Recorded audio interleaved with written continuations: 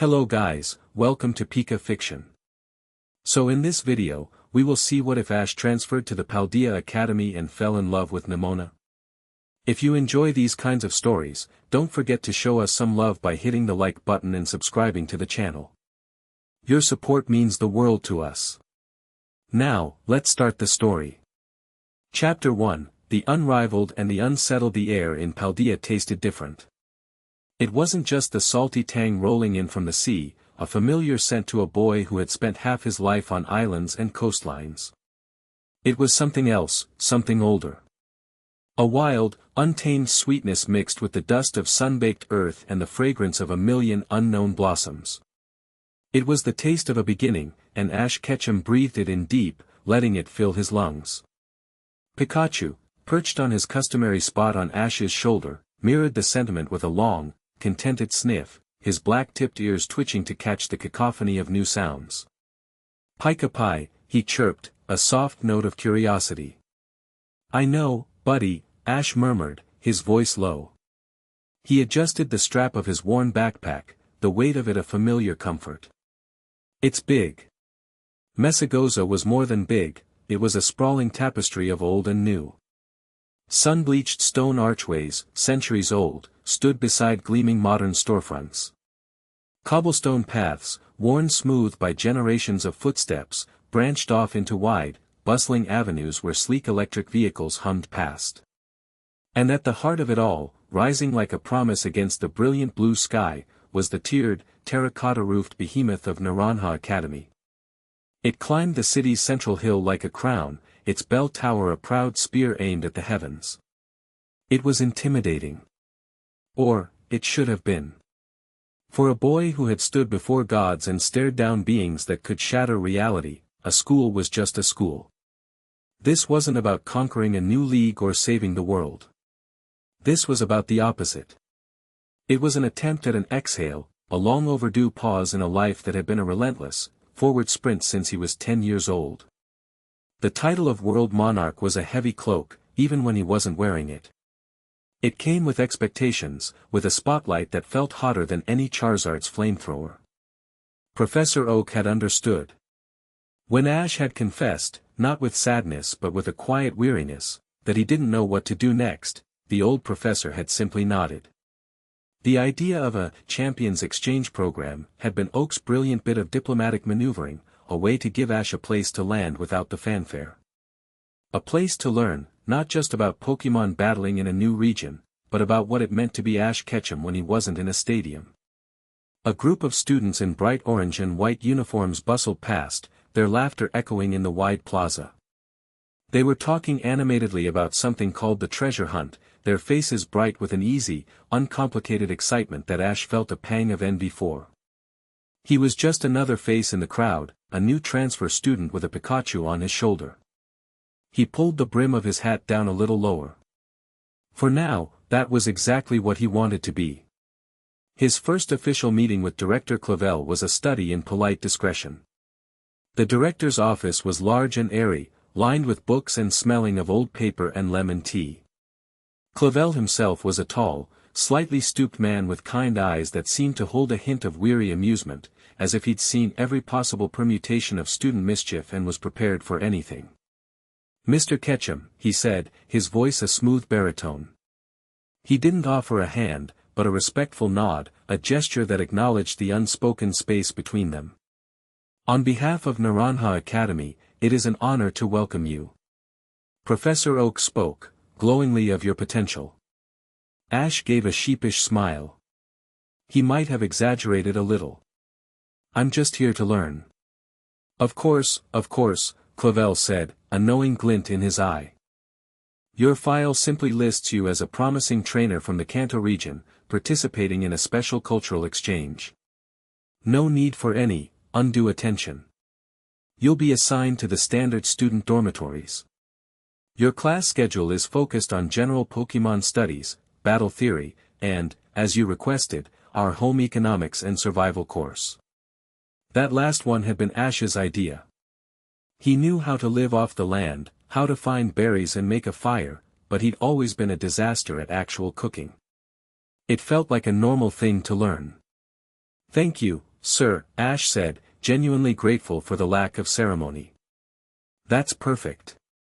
Excellent. Clavel slid a student Rotom phone across the polished desk. All your schedules, campus maps, and contacts are loaded onto this device. Your dorm is in the East Wing. I trust you'll find your way. He paused, his gaze drifting to the window that overlooked the academy's vast central courtyard. Just one piece of advice, if I may. Naranja Academy is home to some of the most spirited trainers in the world. Passion runs high here. Try not to get swept up in it too quickly. Ash nodded, though a small, familiar thrill ran through him at the words. Passion was a language he understood better than any other. I'll do my best, sir. He left the office feeling lighter. The anonymity felt real, attainable. He and Pikachu made their way across the sprawling campus, following the map on the Rotom phone. The courtyard was a vibrant ecosystem of its own. Students were gathered on benches, their partner Pokémon dozing at their feet. In a designated training area, a Fuecoco sneezed a tiny ember, much to its trainer's delight. It was peaceful. Normal. Then he heard the shouting. Take it back, Rocco. My Quaxley could wipe the floor with your Sprigatito and you know it. In your dreams, Elara. Sprigatito is way faster. You wouldn't even land a single water gun. The argument drew a small crowd near a manicured lawn. Two first-year students, faces flushed with indignation, stood opposite each other, their partner Pokémon mirroring their trainer's agitation. The little grass cat, Sprigatito, was hissing, its leafy fur on end. The duckling Pokémon, Quaxley, puffed out its chest, the blue coif on its head quivering. There's only one way to settle this, Rocco declared, pointing dramatically. Sprigatito, use Scratch. Quaxley, dodge it and use Pound. Elara countered instantly.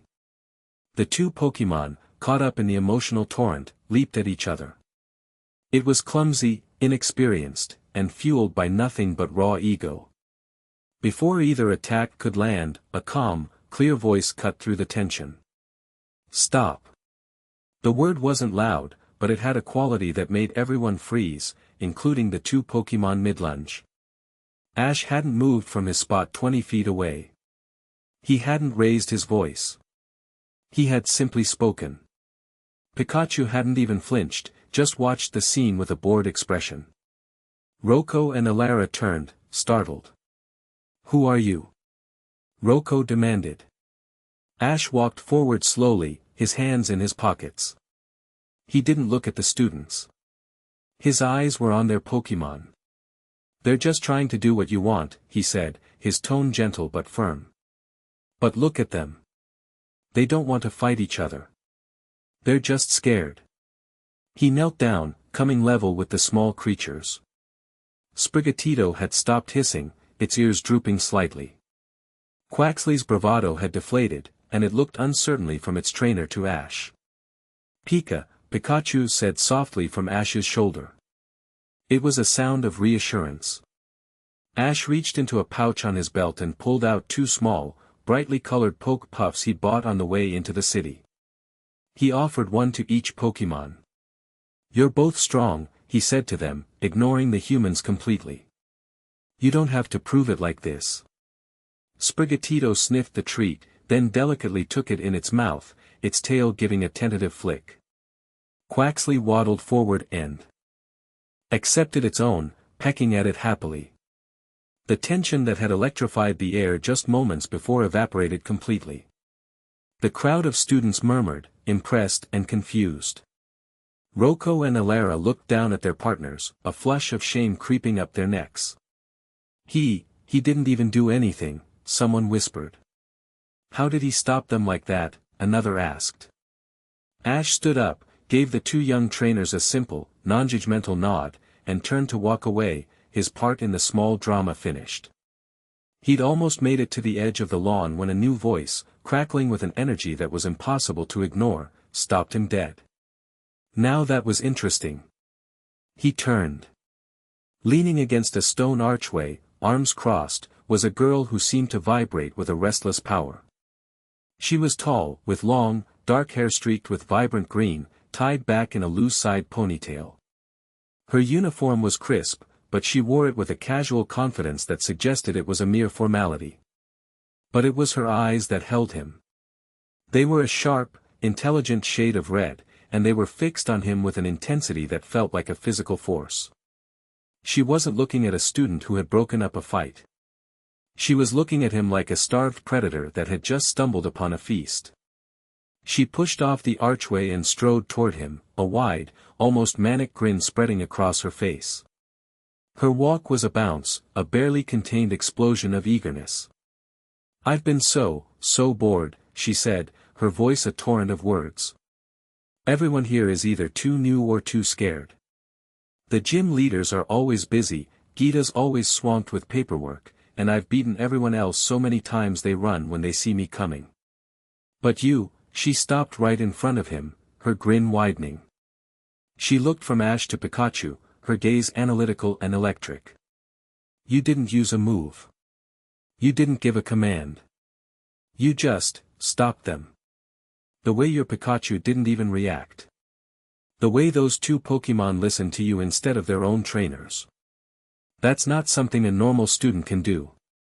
Ash felt a familiar sense of resignation wash over him. "So much for lying low. I was just breaking up a fight." "No, you were demonstrating control," she corrected, jabbing a finger in his direction. "Effortless control. That's 1,000 times more impressive than just raw power. I've been looking for someone like you. Someone who gets it. The fire, the spark, the thrill of it." Pikachu's cheeks began to spark softly, a low crackle of warning. He recognized the look in this girl's eyes. It was the same look he'd seen in 100 rivals, 100 gym leaders, 100 champions. "You're a new transfer, right?" "I'm Nemona," she said, barely pausing for breath. "I'm a champion-ranked trainer here at the academy. And you and I are going to have a battle. Right here, right now." The declaration hung in the air, audacious and absolute. The surrounding students, who had recognized her immediately, gasped. Nemona, the untouchable prodigy of Naranja Academy, was challenging a complete unknown. Ash sighed. Director Clavel's advice had lasted all of 15 minutes. He looked at Nemona's face, at the pure, unadulterated joy she found in the prospect of a challenge, and he couldn't help but feel a flicker of his old self stir. It was a fire he had been trying to bank, but her enthusiasm was like a fresh gust of wind. "I just got here," he said, offering a weak protest. "I haven't even found my dorm room yet." "Dorms are for sleeping. Battles are for living," she shot back, her energy infectious. She unclipped a poke ball from her belt, enlarging it with a snap. "Come on, please. Just one-on-one. I promise it'll be fun. I can feel it. You're not like the others. You're strong. Really strong." The way she said it sent a shiver down his spine. She wasn't guessing. She was seeing something in him, some echo of the power he tried so hard to conceal. To her, it wasn't a secret to be hidden, but a beacon. Pikachu sighed from his shoulder, as if to say, "Well, here we go again." Ash looked at Nemona's hopeful, blazing eyes. Saying no felt like trying to dam a tidal wave. And maybe, just maybe, a small part of him didn't want to. "Okay," he said, and the word felt both like a surrender and a homecoming. "One-on-one. You and me." Nemona's face lit up with a supernova of a smile. "Yes. You won't regret this. Or maybe you will, because I don't hold back." She backed away, giving them space on the lawn, which was rapidly becoming an impromptu arena as more students flocked to watch. Nemona's reputation was legendary, and the thought of her battling was an event. The thought of her battling and nobody was a spectacle. "I'll use my ace," she announced, her voice ringing with excitement. "To show you I'm serious. Let's go, Mio Scarada." She threw the Pokeball in a high, graceful arc. It burst open in a flash of red light, and from it emerged a sleek, bipedal feline Pokémon. It was covered in dark green fur, with a lighter green, mask-like pattern on its face and a cape-like ruff of foliage around its neck. It moved with the fluid grace of a stage magician and the deadly poise of an assassin, a pink, flower-like orb floating near one of its paws. Whoa, Ash breathed. He'd never seen a Pokémon like it. His Rotom phone, still in his hand, buzzed to life. Meowscarada, the magician Pokémon. A grass and dark type. It attaches pollen-filled flower bombs to surfaces without being noticed. It can then set them off whenever it chooses. Your turn. Nemona prompted, her body thrumming with anticipation. Ash didn't need to choose. He never did. He just looked at his partner. You up for this, buddy? Pikachu. The little mouse Pokémon leaped from his shoulder to the grass, landing in a low crouch.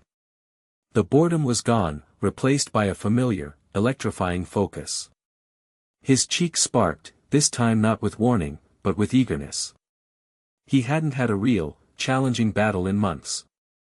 Nemona's eyes narrowed, her grin sharpening. Just your Pikachu? Against my fully evolved starter? Bold. I like it. Meowscarada, let's start things off with a little misdirection. Flower trick. Meowscarada bowed with a flourish, and the flower bomb at its side shot forward with impossible speed. It wasn't aimed at Pikachu, but at a point just to his left. Pikachu, quick attack, dodge right. Ash called.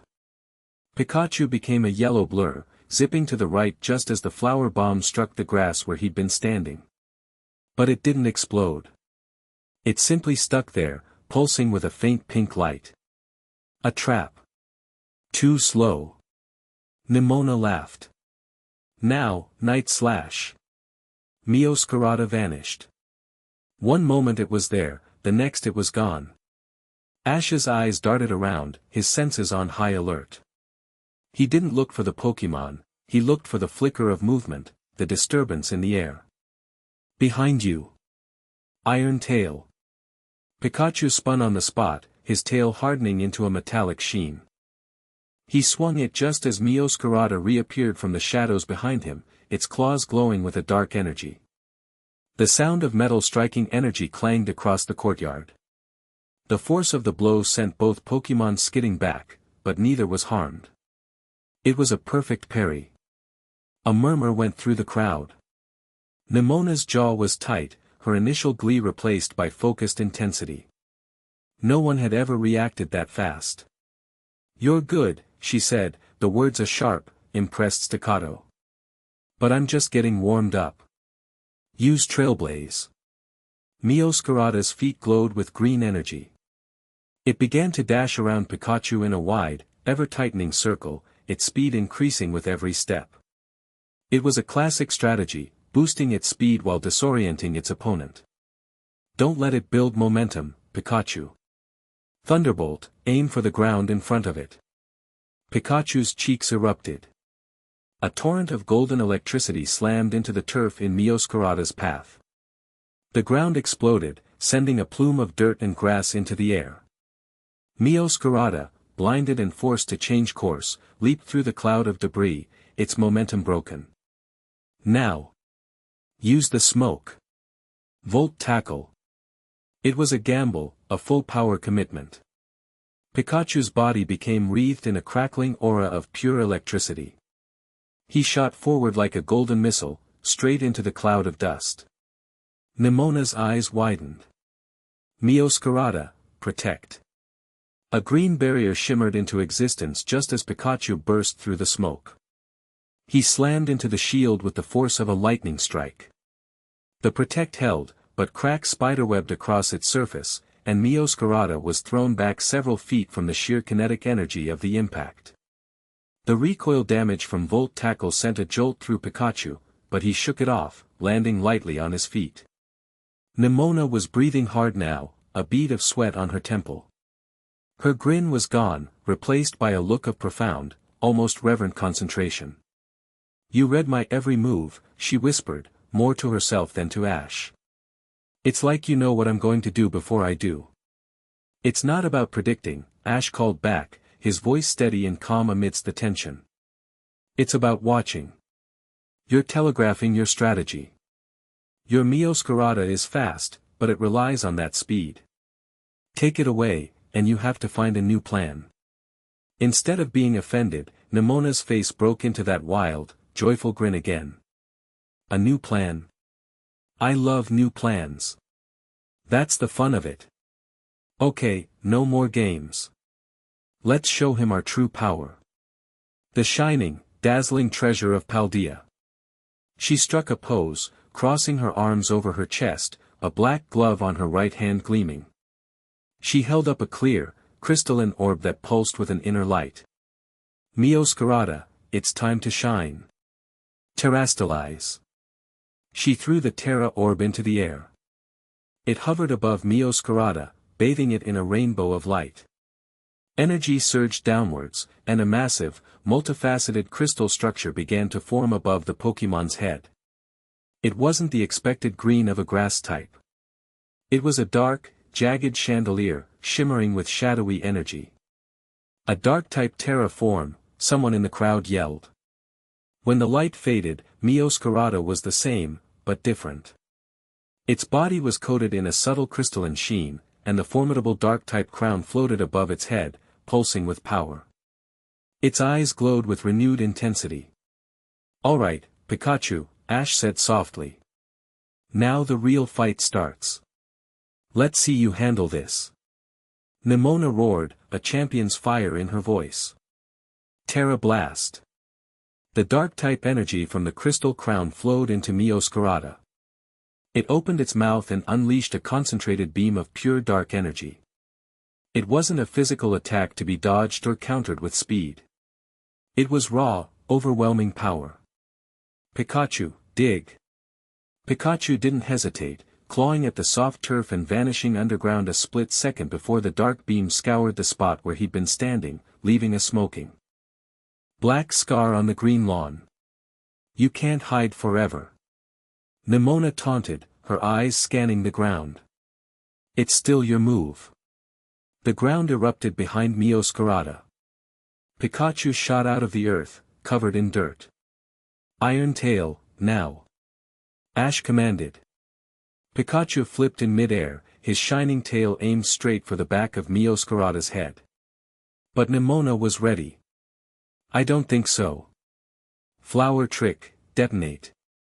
The flower bomb that Mioscarada had planted at the very beginning of the fight, a detail Ash had been tracking but couldn't yet counter, suddenly flashed. It was directly in Pikachu's aerial path. There was no time to dodge. The flower exploded in a concussive blast of disorienting pollen and force. It wasn't a powerful damaging move, but it was perfectly timed. The blast sent Pikachu tumbling from the sky, his attack thwarted, landing hard on the ground with a pained cry. "Now, Mioscarada. Finish this with Night Slash." Mioscarada, empowered by its Terra form, was on him in an instant, its claws glowing with a terrifying dark light, ready to strike the stunned Pikachu. The crowd gasped. It was over. Ash's voice was like ice. Electroweb. Pikachu, even while dazed and falling, reacted on pure instinct. He twisted, and from his cheeks shot a sticky net of electricity. It wasn't an attack. It was a trap. Mioscarada, moving too fast to stop, plunged straight into it. The web enveloped it, the electricity coursing through its Terra-enhanced body, paralyzing it for a critical second. "That was for the bomb," Ash said, a hard edge to his voice. "This is for the battle." He didn't shout the next command. He didn't need to. He and Pikachu were locked in, a single mind, a single purpose. Pikachu pushed off the ground, shaking off the last of the pollen's effect. His body began to crackle, electricity arcing from his cheeks not in a wild torrent, but in a focused, contained storm. The air grew heavy, smelling of ozone. Every spark seemed to have weight, to have purpose. He wasn't just gathering power, he was shaping it. Nemona felt a chill run down her spine. This wasn't a normal thunderbolt. This was something else entirely. She could feel the pressure of it in her bones. Meowscarada, break free. Use Terra Blast, she screamed, a note of desperation in her voice. Her Pokémon struggled against the web, the dark energy gathering around it. At the same time, Pikachu unleashed his attack. Pika. Choo. It wasn't a wide beam or a scattered bolt. It was a spear of pure, condensed lightning, white-hot and moving with blinding speed. It struck Meowscarada at the exact same moment it fired its own Terra Blast. The two attacks met. Light and dark. A brilliant gold spear against a swirling vortex of shadow. For a heartbeat, they were locked in a struggle for dominance, a silent, titanic clash of wills. And at that exact moment, the ground beneath them shuddered. It wasn't a tremor from the impact. It was a deep, resonant lurch, as if the very foundations of the world had shifted on their axis. A few students stumbled. A faint, low hum vibrated through the soles of their shoes before vanishing as quickly as it came.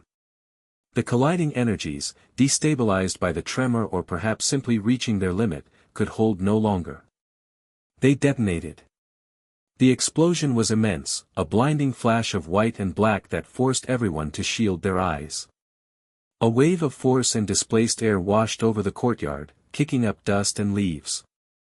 It wasn't loud like a normal explosion, it was a deep, gut-wrenching whomp that seemed to suck the sound out of the air. When the light faded, the scene was one of devastation. A wide, blackened crater smoked in the middle of the lawn. At opposite ends of it, both Pokémon lay panting, their powerful forms gone. Meowscarada's terrestrial crown had shattered, and it was struggling to get to its feet, its body flickering with stray electricity. Pikachu was on his stomach, pushing himself up with his forepaws, his breath coming in ragged gasps. Neither could continue. It was a perfect, absolute draw. Silence reigned over the courtyard. No one had ever seen Nemona's Meowscarada pushed to a draw. No one had ever seen a single Pikachu match a fully terastallized champion's ace. Nemona stared, her eyes wide, her mouth slightly agape. She slowly lowered her arms, the empty Terra orb clutched in her hand. She looked at her exhausted Meowscarada, then at the equally spent Pikachu, then at Ash. He stood there, his expression unreadable, his hat shadowing his eyes. He walked forward, knelt, and gently scooped Pikachu into his arms. "You were amazing, buddy," he whispered, his voice thick with pride. "You always are." Pikachu managed a weak cha, and nuzzled against his chest. Nemona recalled her Meowscarada, the red beam of the Pokeball, a quiet, solemn act. She then walked slowly across the scorched grass until she was standing in front of Ash. The crowd held its breath, expecting anger, or disappointment. Instead, a slow, wondrous smile spread across her face. It was followed by a breathless laugh, a sound of pure, unadulterated ecstasy. "That," she panted, her voice trembling with excitement. "That was the greatest battle of my life." She wasn't shouting now. Her voice was hushed, full of awe.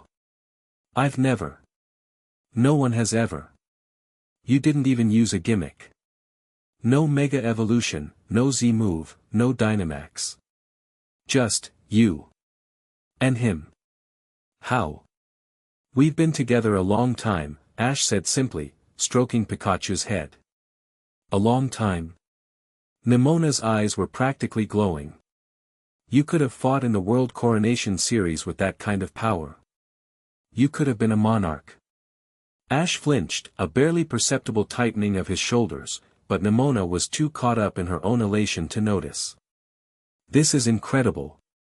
This is amazing. This is what I've been looking for." The words tumbled out of her, a cascade of joy. "A draw. We have to battle again. Tomorrow. And the day after. We can try doubles. We can have a full 6-on-6. I have so many strategies I want to try against you. She took a step closer, her face alight with a passion that was so intense it was almost frightening. You're not just a new student. I don't know who you are or where you came from, but from this moment on, you are my rival. My one, true rival. I'm not going to let you have a single moment of peace. I'm going to battle you until you can't stand, and then we're going to get stronger and do it all over again. Her declaration was a vow, a promise of glorious, unending conflict. It was everything he had come here to escape. The challenges, the expectations, the relentless push to be stronger, better, faster. He looked at her, at this human hurricane of battle lust and genuine, radiant passion. He saw a mirror of his younger self, a reflection of the fire that still burned within him, no matter how much he tried to smother it. And looking at her, he found he couldn't be annoyed. He couldn't be tired. A slow, genuine smile spread across his face, the first truly unguarded one he'd had all day. He had come to Paldea seeking quiet. He had found a storm. And it felt, terrifyingly, wonderfully, like coming home. I guess I don't have much of a choice, do I? He said, his smile widening into a grin. That night, in the quiet of his new dorm room, the excitement of the day finally began to fade. The small, Spartan room was peaceful. Pikachu was sleeping soundly on the pillow next to him, his energy completely spent, a small pile of berries from Arvin, another student Ash had met who was fascinated by Pikachu's power, untouched beside him. Ash stood at the window, looking out over the moonlit campus.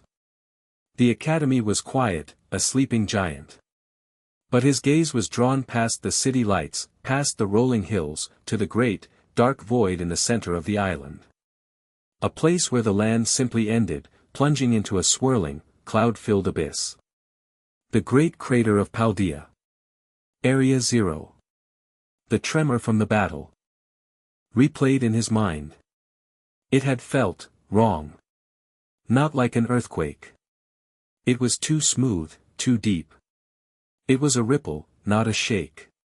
He closed his eyes, extending his senses, letting the faint hum of his own aura reach out. It was a skill he rarely used, an instinctive connection to the life force of the world around him. And he felt it. Faint, distant, but undeniable. A discordant note in the world's symphony. It was a cold, alien pressure emanating from the direction of the crater. It felt ancient, vast, and deeply, fundamentally wrong. It was the feeling of a plucked string vibrating at a frequency that was never meant to exist, a deep-seated instability that seemed to tug at the edges of reality itself. A shiver, completely unrelated to the cool night air, traced its way down his spine. On the bed, Pikachu stirred. His eyes snapped open, and his ears flattened against his head. A low, nervous crackle of static escaped his cheeks as he stared out the window, his little black eyes fixed on the same dark spot on the horizon that held Ash's attention. He let out a low, worried whine. Ash reached over and placed a reassuring hand on his partner's head. I feel it too, buddy, he whispered into the silent room. He had come to Paldea for a quiet life, to be an ordinary student. But as he stared into the darkness, feeling that unsettling thrum of wrongness on the edge of his senses, he knew. His quiet life was already over.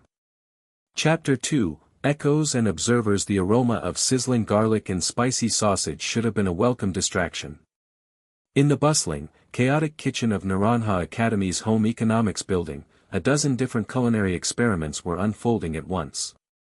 A student to the left was desperately fanning a smoking pan, while another to the right was meticulously arranging sandwich ingredients with the precision of a bomb disposal expert. It was a slice of genuine, chaotic normalcy, and Ash was trying his best to savor it. His partner for the assignment, a tall, broody upperclassman named Arvin, was not. Arvin scowled at the recipe displayed on his Rotom phone, then at the collection of vegetables and spices on their stainless steel countertop. This is pointless, he grumbled, running a hand through his styled, two-toned hair. A pinch of this, a dash of that. It's not science. How are you supposed to get consistent results? At his feet, his Mabostiff, a large, shaggy mastiff-like Pokemon, let out a low groan, as if agreeing with his trainer's bleak assessment. The Pokemon moved stiffly, an air of profound weariness clinging to its heavy frame. Ash, meanwhile, wasn't looking at the recipe. He was holding a sprig of a local herb, rolling it between his thumb and forefinger, and sniffing it thoughtfully. "I don't know about consistent," he said, picking up a different, leafier green. "But you can usually tell what will taste good together." He held the second herb out for Pikachu, who was watching from the edge of the counter, to sniff. Pikachu took a delicate whiff, then wrinkled his nose. "Pika." "Yeah, you're right," Ash agreed. "Too bitter for a sandwich." He tossed it aside and turned his attention to Arven's partner. He knelt down, his movements fluid and non-threatening. "Hey there, Mabostiff." The big Pokemon's ears perked up. It regarded Ash with tired but intelligent eyes. It didn't flinch or growl as Ash reached out a slow, steady hand. "Arven told me you haven't been feeling well," Ash said softly, his fingers gently scratching the thick fur behind Mabostiff's ears. The Pokemon leaned into the touch, a deep rumble of contentment vibrating in its chest. "You're a tough one, I can tell." Arven stopped frowning at his phone and watched the interaction, his guarded expression softening almost imperceptibly. "He's been through a lot," he said, his voice losing its sharp edge. "The vets, they don't know what to do. They say it's nothing they've ever seen before." Ash's fingers brushed against a patch of fur where the Pokemon's body felt unnaturally rigid. He felt a faint, cold echo through his senses, a familiar wrongness that reminded him of the tremor from yesterday. It was weak, almost non-existent, but it was there. He didn't let his expression change. "He just needs the right kind of strength," Ash said, looking from the dog to its trainer. He stood up and grabbed a sweet, orange fruit from their ingredient basket. "Here. Let's make him the best sandwich he's ever had." "That's a good place to start, right?" Arven stared at him for a long moment, then a ghost of a smile touched his lips. "Yeah," he said, the word surprisingly soft. "Okay. Let's." They worked in a comfortable, if contrasting, rhythm. Arven measured and chopped with methodical precision, while Ash seemed to choose ingredients by instinct, guided by scent and an innate understanding of what a Pokemon would not just eat, but enjoy. He was just placing the final slice of bread on their creation when a familiar, whirlwind energy swept into the classroom. "Ash. There you are." Nemona bounced into the kitchen, her presence immediately turning every head. She was immaculate in her uniform, but her hair was slightly windswept, and her eyes held the telltale gleam of someone who had just come from a training session. She paid no mind to the other students, her focus locked entirely on Ash. "I was looking for you all morning," she said, coming to a halt beside their station. Her eyes fell on the magnificent sandwich. "Wow, that actually looks edible. Who knew? Anyway, I have news. I was talking to some of the Elite Four trainers, and Hassel, he's the art teacher, but also a dragon-type master, you'll love him, he said he saw your battle yesterday. He was impressed. He wants to meet you." Ash offered her a piece of the sausage he'd set aside. "That's cool. We're kind of in the middle of class, though." Nemona waved a dismissive hand, though she accepted the sausage and popped it into her mouth. Spicy. Classes are for learning, and the best way to learn is to battle. I figured after our warm-up yesterday, we could try a doubles match. I found the perfect opponents. The Rivas twins, Marco and Maria.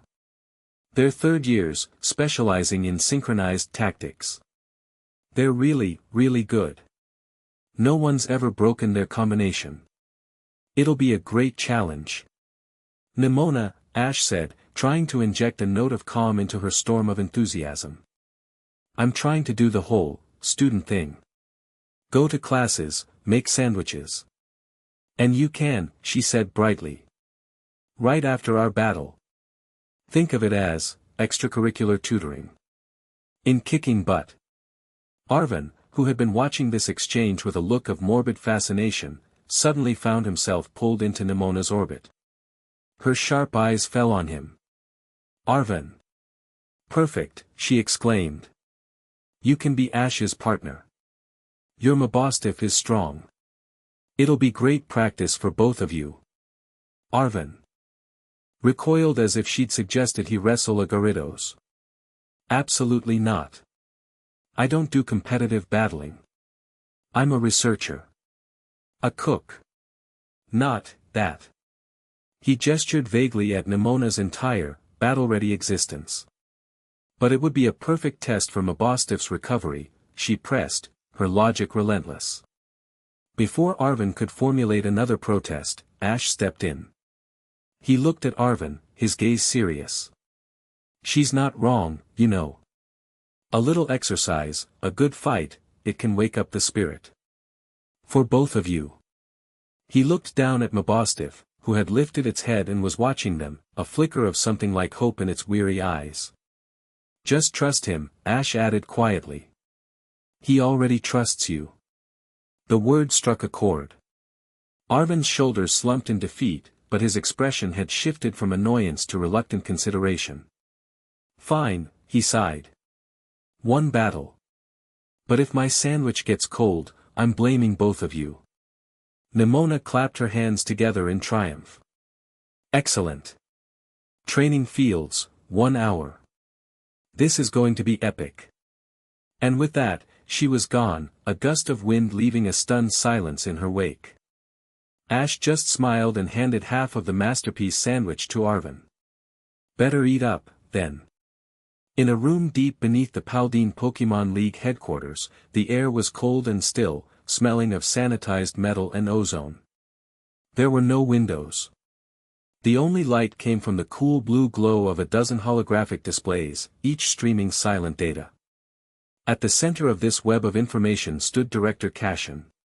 He was a man in his 40s, with sharp features and silvering hair cut in a severe, military style. He wore a perfectly tailored dark gray suit, not a single thread out of place. His face was a mask of cold, analytical calm. On the main screen before him was a looped video file. It showed the end of Ash and Nemona's battle from the day before, a high-angle shot, clearly taken by a surveillance drone.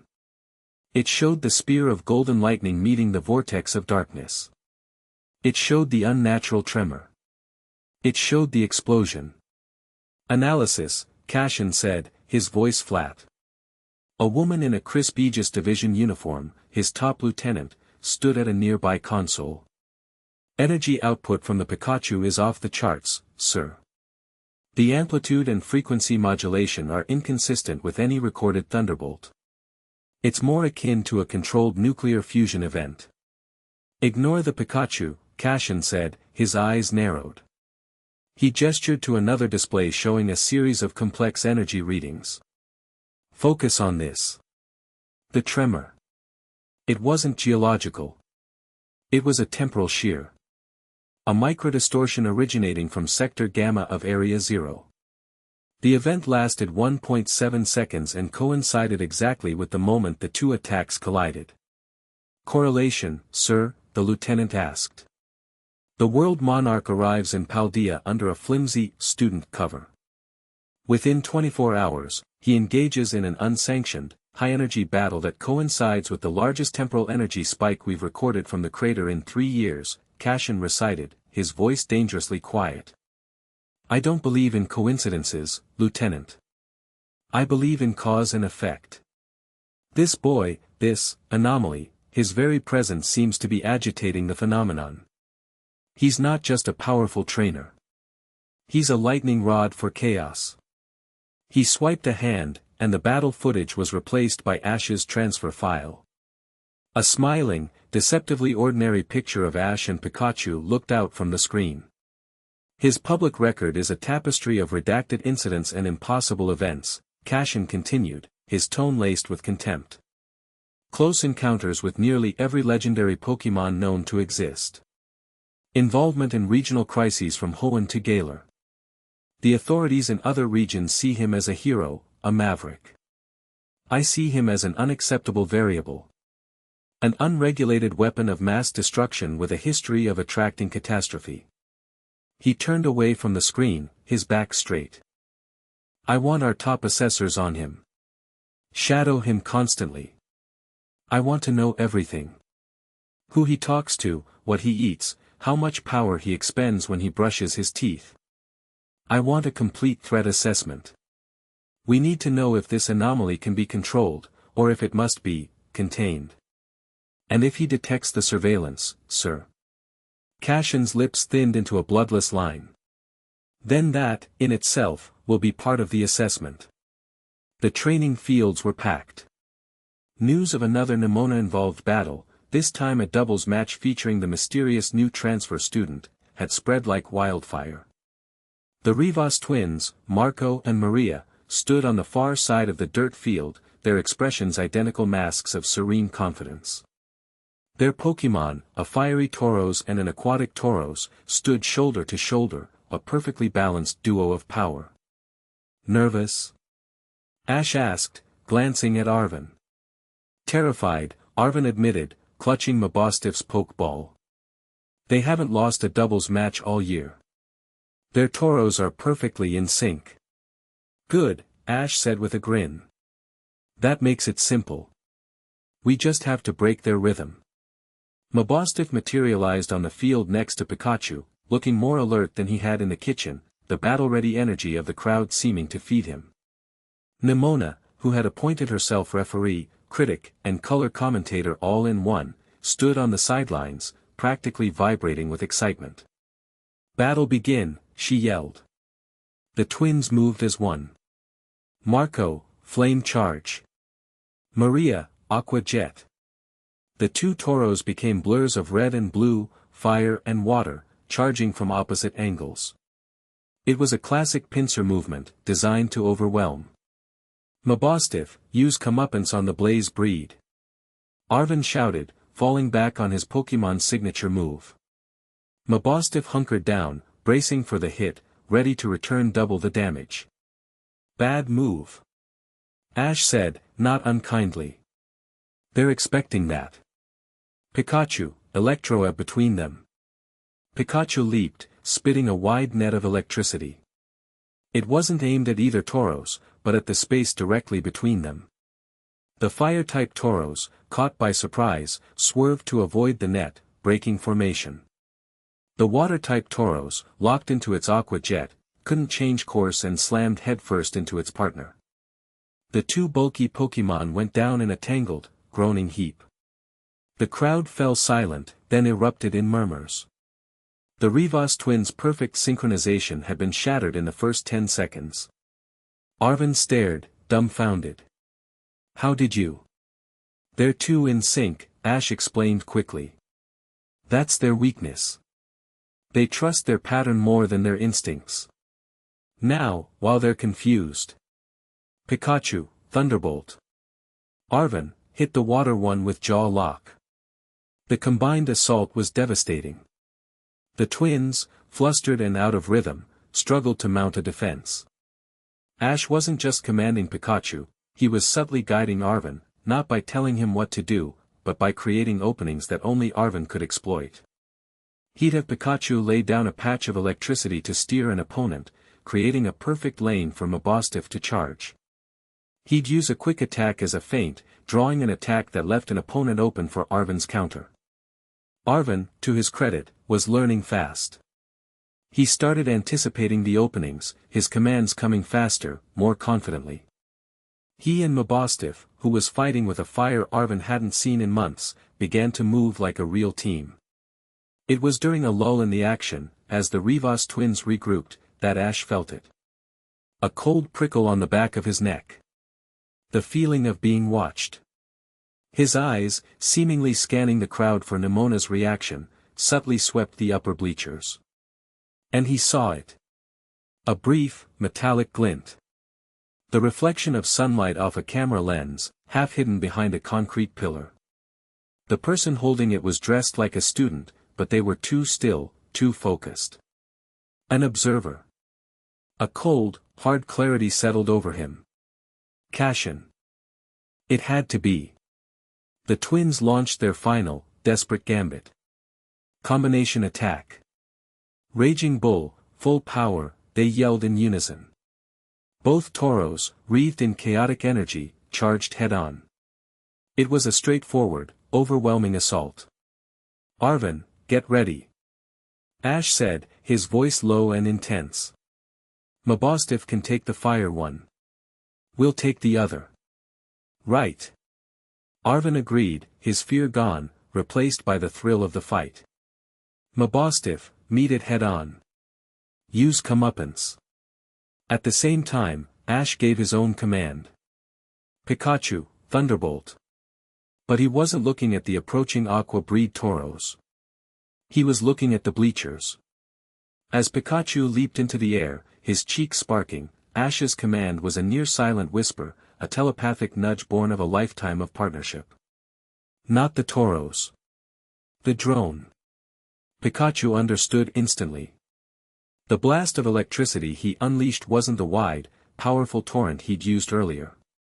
It was a thin, impossibly fast, and surgically precise bolt. It zipped over the head of the charging toros, silent and almost invisible, and struck a point in the air 100 yards away, just to the left of the observer in the stands. There was a tiny FZZZZT sound, a puff of black smoke, and a small, dragonfly-like surveillance drone, previously invisible to the naked eye, sputtered and dropped from the sky, landing harmlessly in an empty section of the bleachers. The observer behind the pillar flinched, instinctively taking a half-step back into the shadows. The message had been received, "I see you." On the field, the Aqua breed toros, expecting an attack that never came, faltered for a split second in its charge. It was all Pikachu needed. He landed, spun, and slammed a hardened iron tail into the toro's side, sending it crashing to the ground. Simultaneously, Mabostiff met the Blaze breed toros in a thunderous collision, absorbed the hit, and unleashed a devastating comeuppance that ended the fight. Both toros were down. The field was silent. Nemona stared, her hand over her mouth.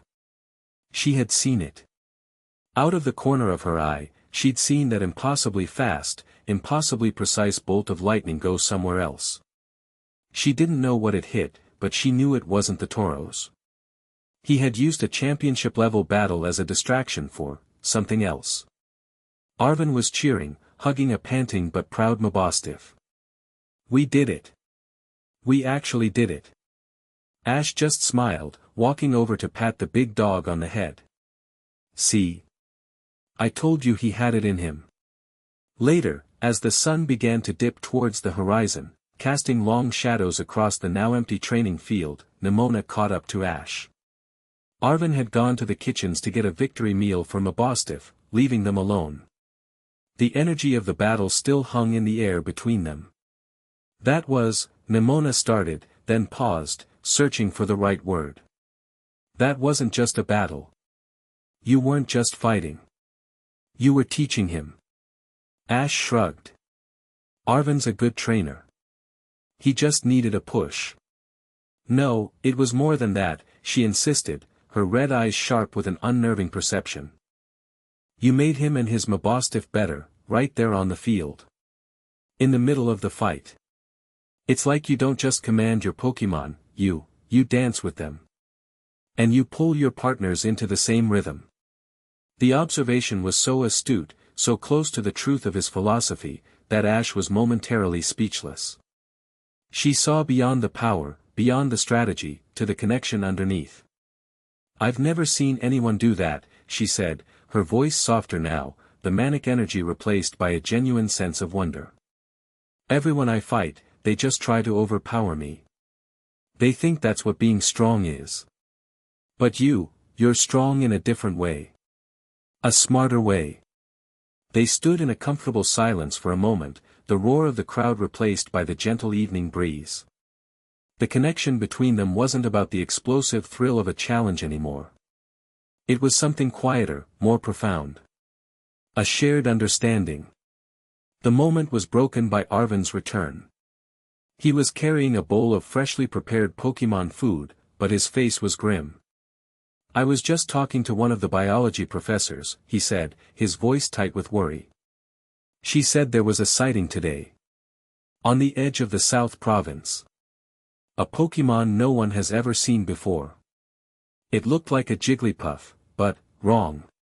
With fangs and a long tail. It let out some kind of scream that warped the air around it, and then it just vanished. Ash's blood went cold. He exchanged a look with Pikachu, whose ears were already flat against his head. A Paradox Pokemon. Here. Simultaneously, in his cold, subterranean office, Director Cashin watched a grainy video on his main screen. It showed a bizarre, feral-looking Jigglypuff, a scream tail, letting out a distorted cry before flickering out of existence. Temporal signature. Cashin demanded. Identical to the one from the crater, sir, his lieutenant reported, her voice stiff. And identical to the ambient energy field currently surrounding the subject, Ash Ketchum. The correlation is now statistically undeniable. Cashin stared at the screen, his jaw set like granite. His theory was confirmed. Ash wasn't just agitating the phenomenon. He was a beacon, drawing it out, pulling the raw, chaotic past into their present. The time for observation was over. He is a threat to the stability of this entire region, Cashin declared, his voice ringing with cold certainty. Escalate to active containment protocols. I want him neutralized before he can cause an incident we can't reverse. Back at the academy, Ash walked through the darkening campus, the weight of the day settling on him. He could still feel the echo of Nemona's words, a warmth in his chest. He could feel the cold prickle of the assessor's gaze on his skin.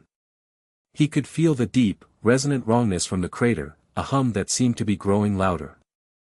He was caught between two forces, Nemona's bright, challenging fire pulling him into the light, and a cold, shadowy intelligence that sought to extinguish him. The hope for a quiet life, for simple classes and making sandwiches, already felt like a distant, childish dream. He stopped and looked up at the first stars appearing in the twilight sky. He wasn't just a student anymore. He was a rival, a friend, a mentor. And a target. His quiet life was already over.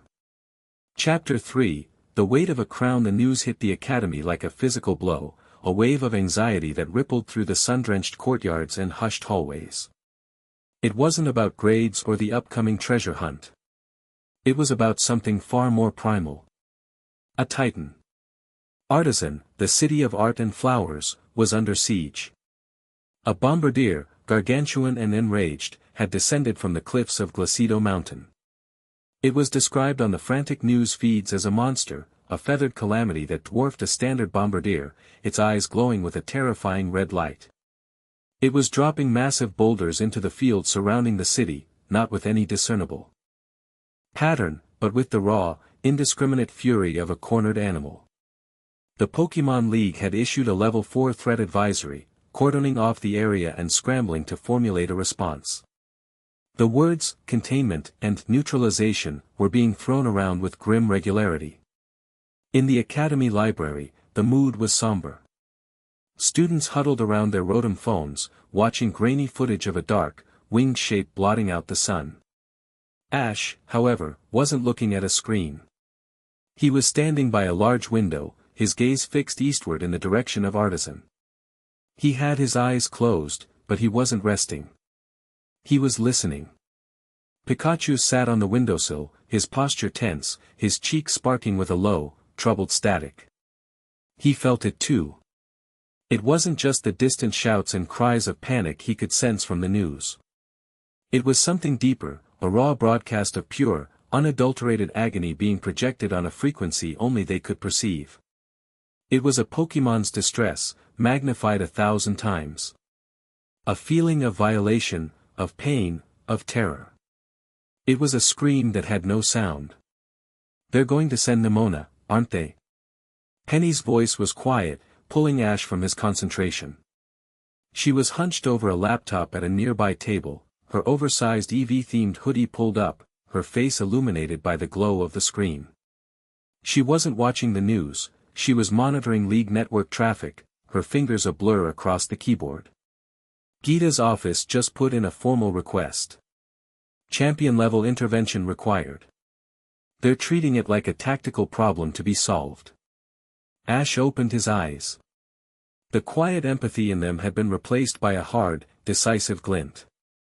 "It's not a problem," he said, his voice low but carrying a weight that made Penny look up. "It's a symptom." "A symptom of what?" a new voice asked. Arvin slid into the chair opposite Penny, his own face pale with worry. He tossed a worn, leather-bound journal onto the table. It was his parents' research log from Area Zero. "I've been reading this all morning. My mother, or father, they wrote about this. About the Titans. They weren't always like this. They were guardians. Protectors. Something in the crater changed them. Corrupted them." Ash nodded, his gaze returning to the window. "The energy. That cold feeling. It's poisoning the land, and it's poisoning the Pokémon that are most deeply connected to it."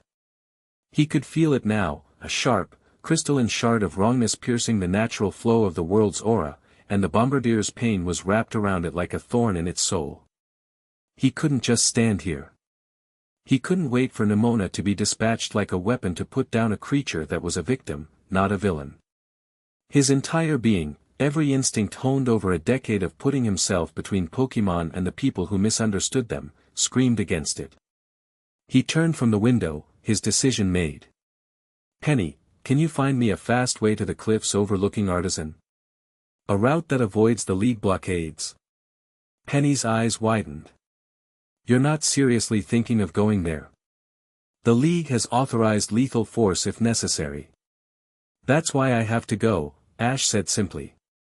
"They're trying to solve the problem by killing the patient. I'm going to cure the disease." Arvin stared at him, a mixture of fear and awe on his face. "But how? That thing is a monster." Ash just gave him a small, confident smile. "Every monster is just something that's scared."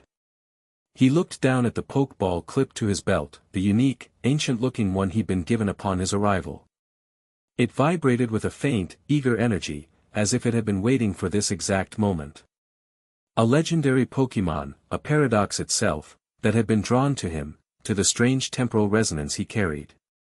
A creature that understood the land of Paldea better than any human. "I have a ride," he said. The creature that burst from the pokeball was a magnificent, terrifying sight.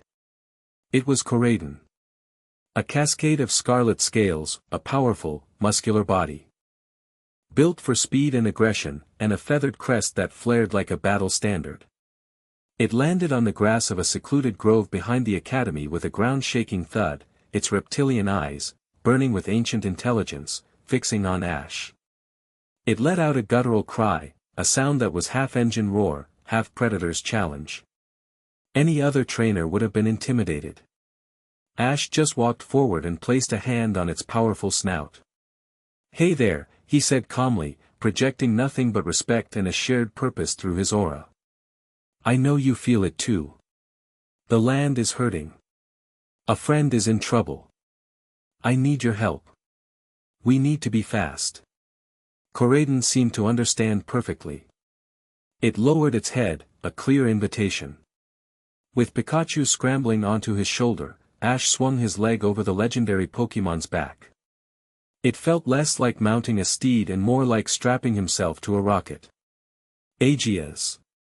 Coraden roared, its powerful legs churning. It didn't just run, it devoured the landscape. Trees and hillsides became a blur. The wind tore at Ash's jacket, but he leaned into it, his body moving in sync with the Pokémon beneath him, a seamless fusion of rider and steed. They bypassed the official roads, leaping over ravines and charging through dense forests, guided by the beacon of the Titan's pain that only Ash could feel. They reached the outskirts of Artisan in what felt like minutes. The scene was one of controlled chaos. League personnel in tactical gear had established a wide perimeter, their Pokémon, Arcanines, Luxrays, powerful and disciplined, holding a firm line. Beyond them, in the rolling fields, the Titan held court. It was immense. Easily 3 times the size of a normal bombardier, its feathers a dark, stormy gray, its eyes glowing with that malevolent red light. It stood over a shattered olive grove, a massive granite boulder held in the pouch around its neck. With a furious shriek, it launched the boulder into the air. It arced high and slammed down with devastating force, narrowly missing a small farmhouse. This wasn't malice. It was panic. It was a desperate attempt to drive away a threat it couldn't see, to protect something Ash couldn't yet identify. "Okay, Coraden, get me closer," Ash said, his voice tight. "But stay out of sight." Coraden moved with a predator's stealth, using the rolling hills as cover, until they were perched on a ridge overlooking the scene. From this vantage point, Ash could see it all, the terrified Titan, the line of armed League officials, and the auras of fear and aggression saturating the air. And then he saw them. A small, elite squad moving separately from the main League force. They wore darker, unmarked uniforms, and they moved with a cold, professional efficiency. Their Pokémon were not standard League issue. Ash saw a menacing Bisharp and a sleek, intimidating Grafaiai. Aegis Division. Kashin's Hounds. They weren't here to contain. They were here to eliminate. One of them raised a specialized rifle, not to fire a capture net, but to aim for the Titan's wing joint. A crippling shot. "No," Ash snarled. "We're not letting that happen." He slid off Coraden's back. "Stay here," he commanded.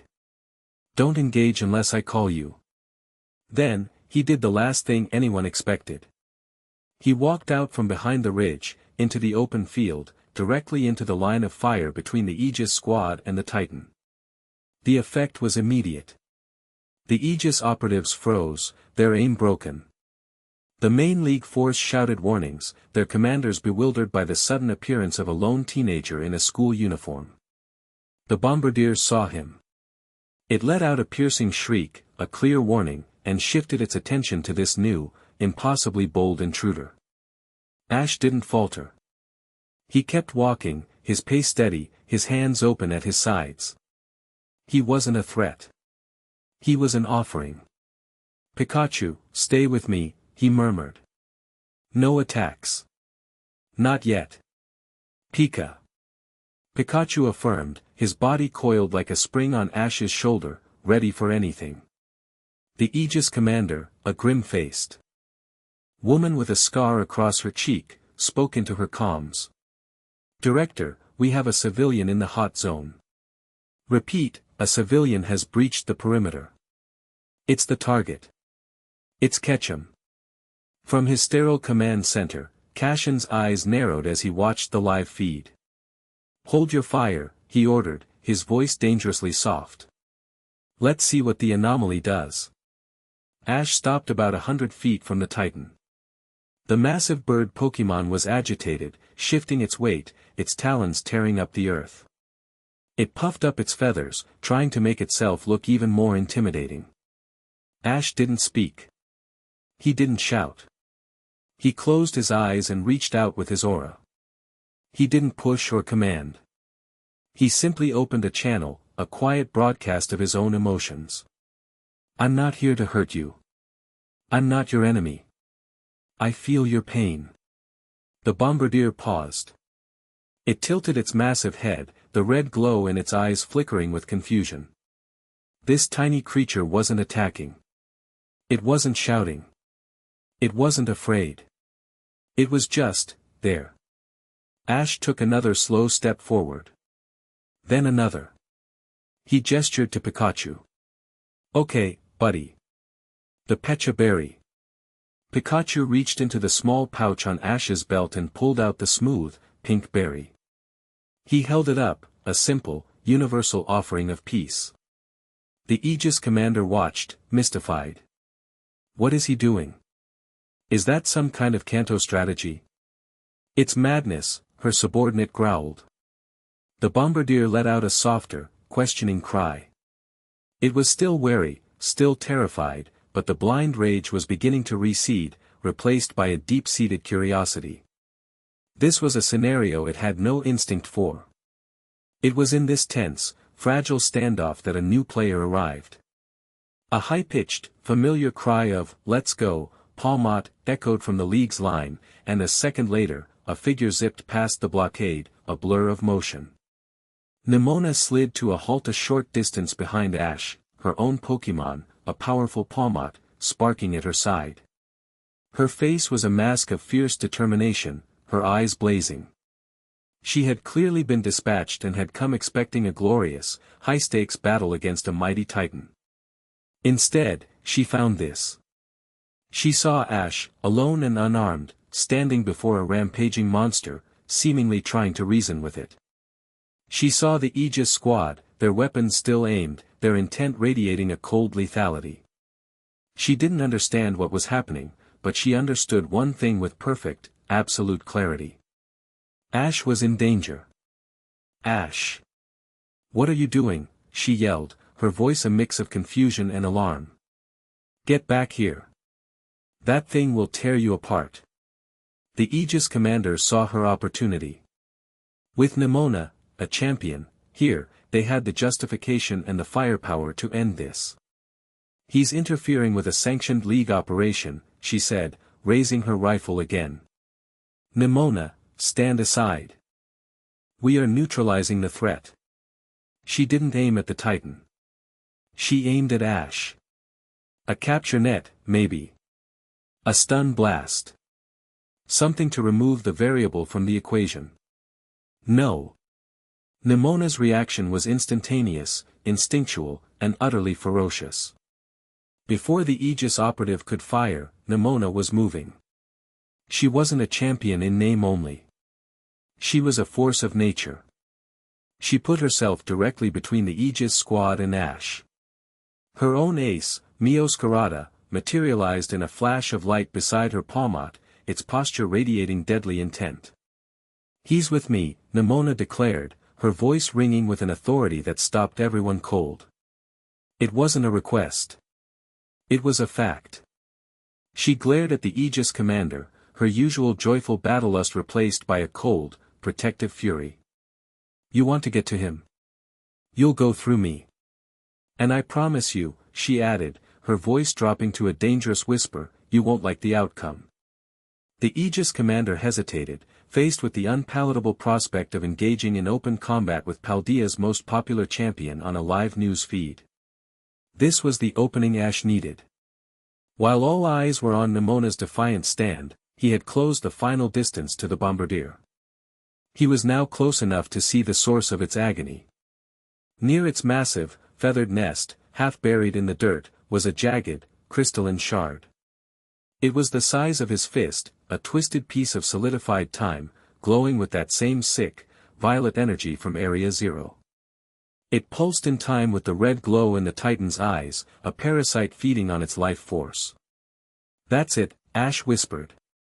The bombardier shrieked as he approached the nest, but it was a cry of fear, not aggression. It feared for its nest, for its territory.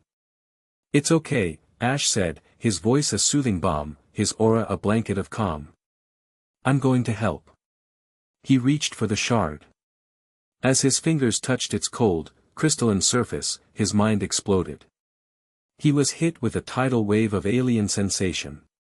A vision, sharp and terrifyingly real, flooded his consciousness. A world without sun. A sky of perpetual twilight, choked with violet, crystalline clouds. The ground was a twisted, metallic landscape, interwoven with strange, glowing flora. Jagged mountains of crystal pierced the horizon. And from the deepest part of this world, a single, vast, ancient consciousness looked back at him, a being of pure, indifferent power. It was the world the stellar sovereign was trying to create. A purified Paldea. A world without them. The vision lasted only a second, but it felt like an eternity. Ash gasped, stumbling back, his connection to the Titan momentarily severed. The crystal shard in the ground, its purpose served or its energy expended, crumbled into a fine, sparkling dust that was swept away by the wind. The effect on the bombardier was immediate. The malevolent red glow in its eyes faded, replaced by its normal, intelligent black gaze. The immense tension in its body seemed to drain away. It shook its massive head as if waking from a nightmare, looked at the empty spot where the shard had been, then looked at Ash. It let out a low, guttural, but distinctly grateful coo. The Titan, the monster, was gone.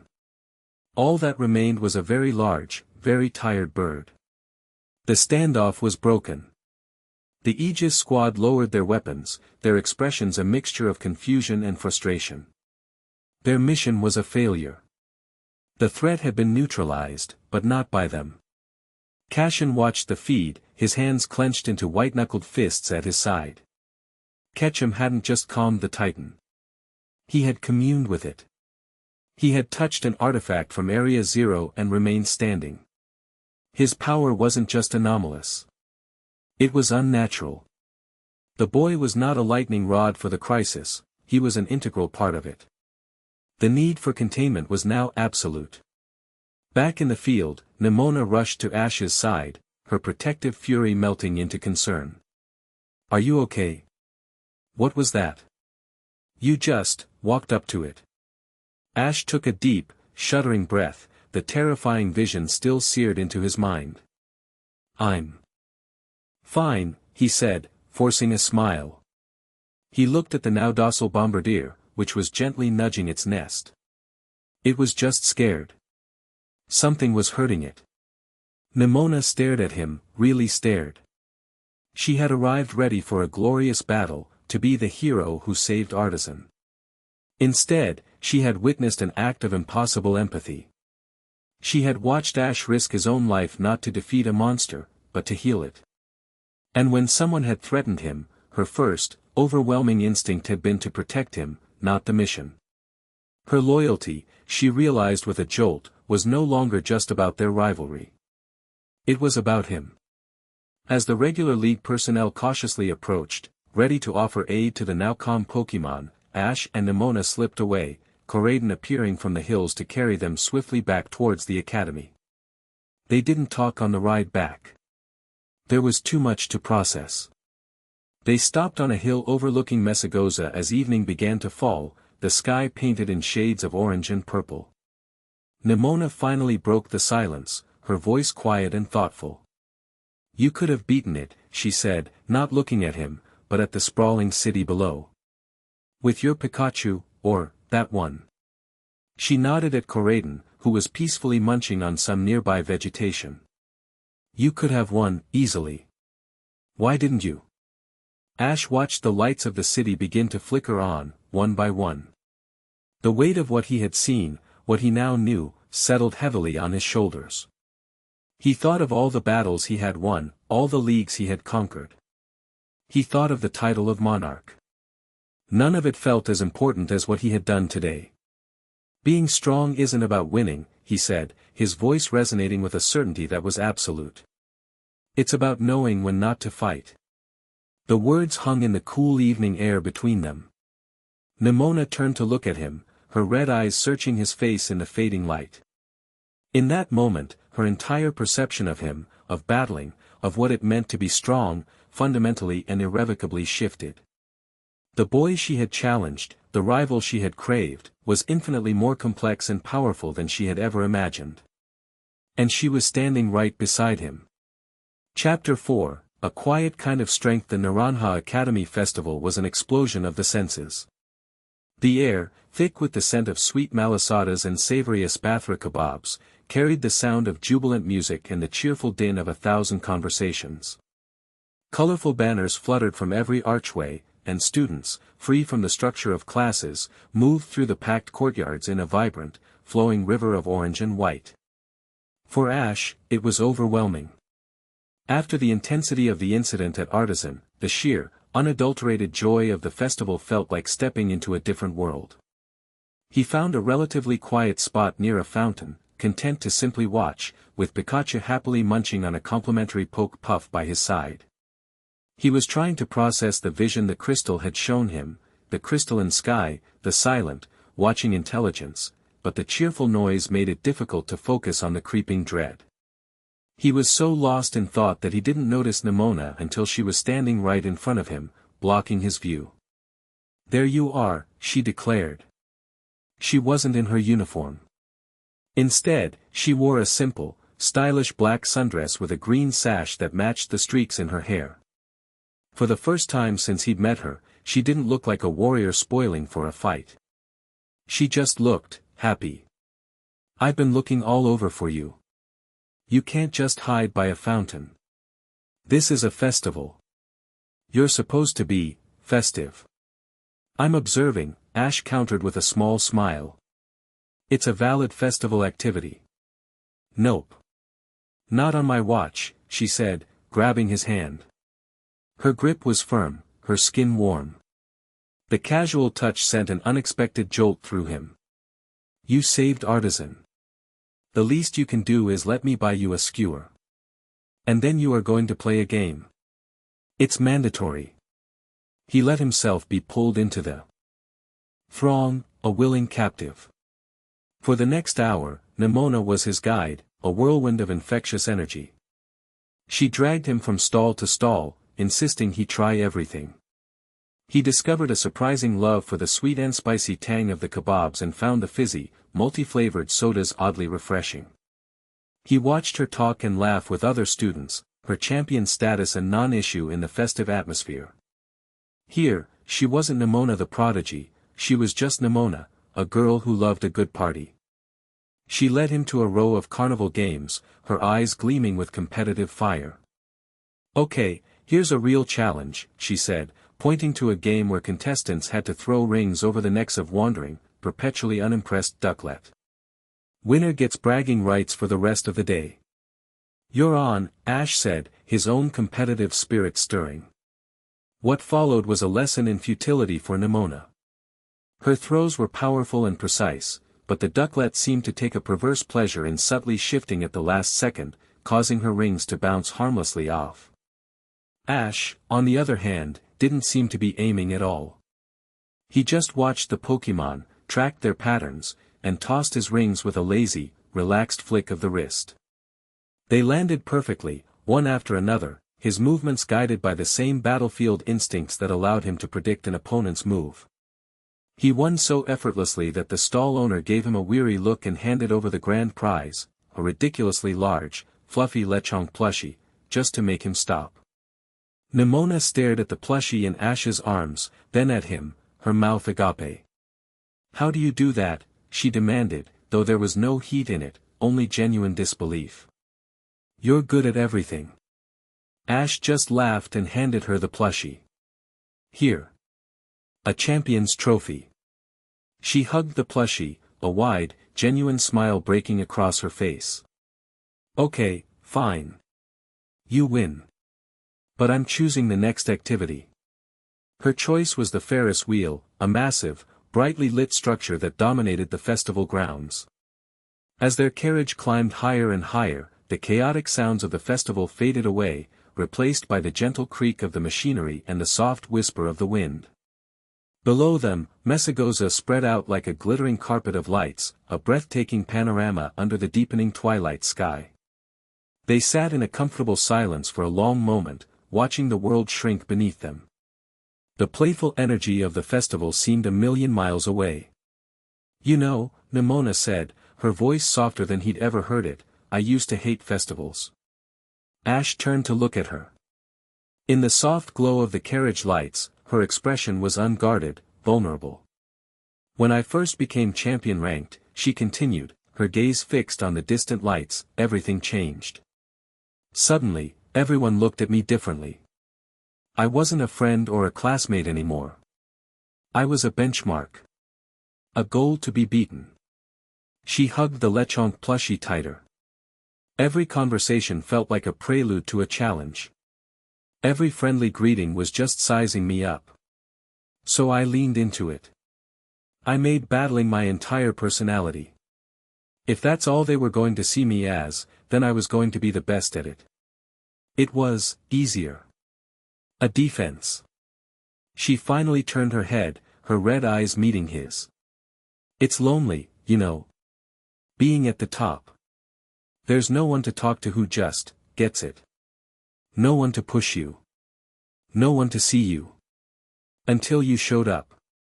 Ash felt a profound sense of recognition. Her words echoed the quiet, unspoken loneliness he had felt so many times, standing in an empty stadium after a victory, the cheers of the crowd already fading. The feeling of being defined by a single, all-consuming part of himself. "I know what you mean," he said, his voice quiet. He didn't offer platitudes or easy reassurances. He offered the simple, powerful truth. He thought of his journey, not the highlight reel of badges and trophies, but the quiet goodbyes at every port, the friends left behind, the constant, relentless forward momentum. That left no time for putting down roots. You're always moving forward, always looking for the next challenge. But you never really stop to ask what happens when you run out of road. Or what happens if you just want to stop for a minute, she finished for him, her voice barely a whisper. They looked at each other, and in that shared moment of understanding, the space between them seemed to vanish.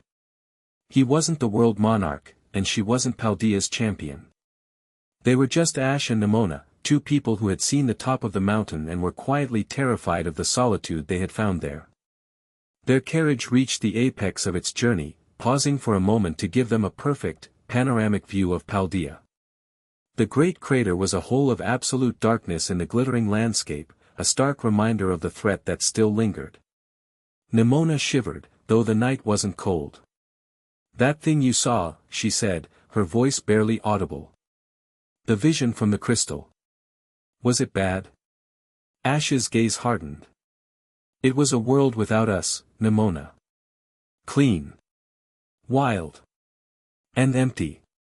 The weight of his words settled in the small carriage. The fragile peace of the festival felt like a dream, and this, the cold reality of the crater, was the waking world. Nemona looked from the dark void on the horizon back to Ash. She saw the burden he was carrying, the weight of a world-ending secret resting on his shoulders. He hadn't asked for it, but he was bearing it alone. As the Ferris wheel began its slow descent, she did something that surprised them both. She leaned her head against his shoulder, a simple, trusting gesture. Her hair smelled faintly of sunshine and the sweet scent of the festival. He didn't tense up, it felt surprisingly natural, as if a missing piece had just clicked into place. He rested his own head lightly against hers, and for a moment, the weight on his shoulders felt a little lighter, shared. They didn't speak. They didn't need to. The unspoken attraction that had been simmering beneath their rivalry, a current of shared respect and fascination, had finally broken the surface. It wasn't a spark, it was a deep, quiet warmth that spread through the silence. Their carriage reached the bottom, and they stepped out into the noise of the festival, the spell momentarily broken.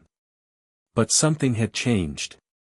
The space between them was now charged with a new, unspoken intimacy.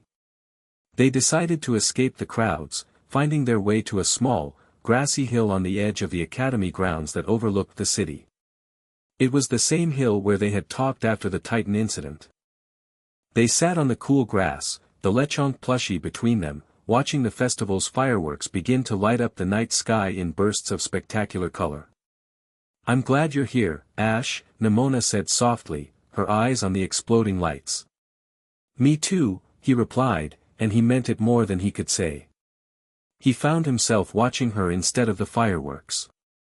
The way the bright flashes of red and gold reflected in her eyes, the small smile playing on her lips. He felt an instinctive pull, a desire to close the small distance between them. He noticed a stray strand of her dark hair had fallen across her cheek, and without thinking, he reached out, his fingers gently brushing it back behind her ear. His touch was feather-light, but it felt like a lightning strike. Nemona froze, her breath catching in her throat. She turned her head, her eyes wide, meeting his. The roar of the fireworks faded into a distant hum. The world narrowed to the few inches of space between their faces. He saw a question in her eyes, a reflection of the one in his own. Her lips parted slightly, and he began to lean in, a frantic buzzing from Ash's pocket shattered the moment. It was his Rotom phone. He pulled it out, his brow furrowing in annoyance, but the expression on the screen's animated face was one of pure panic. A message popped up, a string of encrypted text that quickly decoded itself. It was from Penny. Aegis Net. Major traffic surge. AUTH code, Cashin. Target, Area 0. Repeat. Aegis mobilizing. All units. Now. Ash's blood ran cold.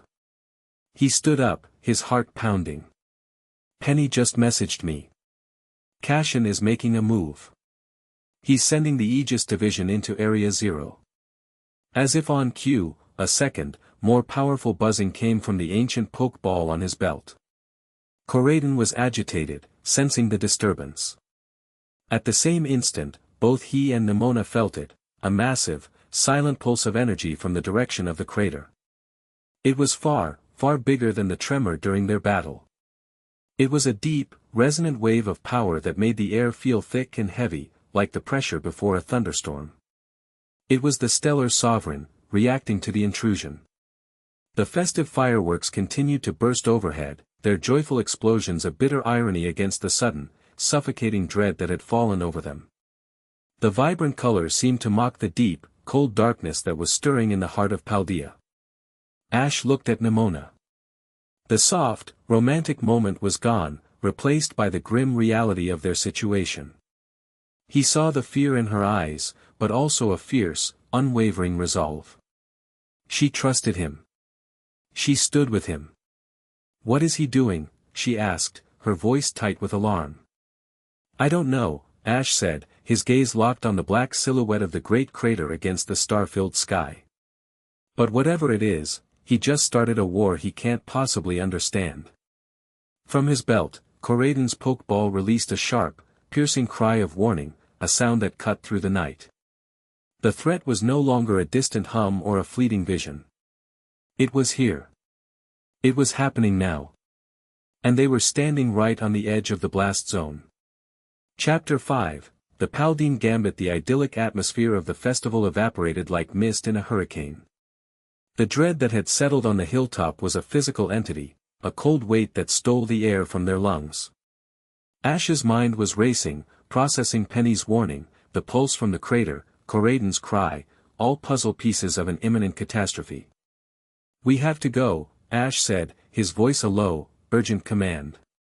He was already moving, pulling his backpack on, his brief respite shattered. "If Cashin's forces go into Area 0, they'll provoke it. The Sovereign will see it as an invasion." "Provoke what?" "Ash, what are we up against?" Nemona demanded, grabbing her Lechonk plushie and hurrying to keep pace with him as he half ran, half slid down the grassy slope. "A god," Ash said, the word tasting like ash in his mouth. "An old, angry god." They burst back onto the festival grounds, but the scene was no longer one of celebration. A palpable tension had replaced the joy. People were looking around, confused, their Rotom phones buzzing with conflicting alerts. Some mentioned a geological event, others a severe weather warning. The Academy's own security staff were trying to usher students indoors, their faces etched with a bewilderment that told Ash they were as clueless as everyone else. This wasn't just a covert operation anymore. Cashin was using the energy spike as a pretext, creating a wider panic to cover his true objective. He wasn't just going after the Sovereign, he was locking down the entire area. And they were caught in the net. "This way," Ash said, grabbing Nemona's hand again, his grip tight and purposeful. He dodged through the confused crowds, heading not for the dorms, but for the one place he knew would be a chaotic bottleneck, the grand entrance staircase of the Academy. "We need to get to Penny. She'll have a safe place for us to think, to figure out what's happening." His instincts screamed at him. Every nerve was on fire. The feeling of being watched had returned, but it wasn't a single observer anymore. It was a net, closing in. He could feel multiple presences, cold and disciplined, moving through the chaos, their focus locked onto him. They were halfway across the main plaza when the lights went out. One moment, the Academy was a blaze of festive lanterns and glowing archways. The next, it was plunged into an unnerving darkness, broken only by the distant, indifferent light of the moon and the panicked glows of hundreds of Rotom phones. A collective gasp rippled through the crowd. Power failure? Nemona asked, her voice tight, her hand gripping Ash's. No, Ash said, his voice dangerously quiet. He scanned the rooftops, his eyes adjusted to the dark. It was deliberate. And then he saw them. Silhouettes against the moonlight. Figures dropping silently from the rooftops into the surrounding alleyways, their movements fluid and precise. Aegis Division. They're not just in the crater, Ash realized with a sickening lurch. They're here. For me. Kashin's gambit wasn't just about Area Zero. It was a two-pronged attack. While his main force entered the crater, he had dispatched a second team to capture the anomaly he believed was the cause of it all. He was cutting the head off the snake. Before Nemona could process his words, it began. A high-frequency whine, barely audible but physically painful, filled the air. Pikachu cried out, his paws pressed against his ears. Nemona's Pawmot, which she'd let out of its ball in the confusion, stumbled and fell, whimpering. Sonic emitters. Ash yelled over the rising panic of the crowd. They're designed to disorient Pokémon. He didn't hesitate. He scooped the dazed Pikachu up, holding him close to his chest to muffle the sound. Nemona, get your Pokémon back in their balls. Now. She reacted instantly, recalling her Pawmot. The plaza was descending into chaos as students' partner Pokémon writhed in agony. Aegis operatives, wearing tactical gear with sound-dampening helmets, began to emerge from the shadows. They moved through the terrified students with cold indifference, their goal singular. Two operatives blocked their path to the main stairs. They held strange, rifle-like devices that crackled with blue energy. Ash Ketchum, one of them said, his voice distorted by his helmet's modulator. By the authority of the Paldea Pokémon League Aegis Division, you are to be taken into protective custody. Do not resist. Nemona stepped forward, her face a mask of incandescent rage. Get out of our way, she snarled. The champion is to be considered a non-hostile, the other operative stated flatly. Our objective is the anomaly. I am the anomaly, Nemona shot back, her hand reaching for Meowscarada's pokeball. And you're about to have a very bad day. But Ash put a hand on her arm, stopping her. Don't, he said, his voice calm despite the circumstances. This isn't a battle. It's a capture. They're not playing by league rules. He was. Right. This wasn't about winning. It was about tactics, technology, and overwhelming force. He had to think differently. Run, he said, and shoved her towards a narrow archway leading to the Academy's west gardens. They plunged into the darkness of the gardens, the sounds of the panicked crowd behind them. The sonic emitters were weaker here, but they were replaced by a new threat. More operatives were waiting, emerging from behind ancient olive trees and stone benches. A net, crackling with energy, shot past Ash's head, narrowly missing him. This is insane. Nemona panted, running beside him. The League is attacking you. A secret part of it, Ash corrected, his eyes darting everywhere, assessing every shadow. And they're good. They were cornered in a small, enclosed rose garden, a dead end with a high stone wall. Four Aegis operatives moved in, forming a semicircle, their energy rifles leveled. It's over, Ketchum, the lead operative said. Surrender. Ash gently set Pikachu on the ground. The little mouse was shaking, but the worst of the sonic effect had passed. His cheeks sparked with defiant fury. Nemona stood back-to-back with Ash, her Meowscarada and a fiery Lycanroc now out and ready, their growls echoing in the tense silence. We can take them, she said, her voice low and determined. Their Pokémon are trained for capture, not KOS, Ash observed, noticing the specialized harnesses on the operative Salazzles and Toxicroaks. They'll use poison, paralysis, they'll disable our teams and then move in. He looked at the energy rifles. And those things aren't for show. They're probably EMPs. Energy dampeners. They'll try to neutralize Pikachu first. He was demonstrating his competence not with a roar, but with a swift, brutal tactical analysis. He saw the whole battlefield, the hidden traps, the enemy's strategy. Nemona looked at him, her admiration momentarily overriding her fear. He wasn't panicked. He was processing. "So what's the plan?" she whispered. Ash's eyes glinted in the moonlight. "Chaos." He didn't give her time to ask. "Pikachu, Thunderbolt." "Not at them. At the fountain." The garden's centerpiece was a large, ornate stone fountain. Pikachu unleashed a massive, uncontrolled torrent of electricity. The bolt struck the water, and the effect was instantaneous. The entire fountain system short-circuited in a shower of sparks. Water, now supercharged with electricity, sprayed everywhere, creating a hazardous, electrified zone and forcing the operatives to leap back. "Now!" Ash yelled, unclipping another Pokeball. "Snorlax, I need you." The massive form of Snorlax materialized with a ground-shaking thud. The giant Pokémon barely fit in the garden. He didn't need a command. He just saw his trainer in trouble and did what Snorlax does best. He blocked the path. "Create a diversion." Ash yelled. Nemona understood immediately.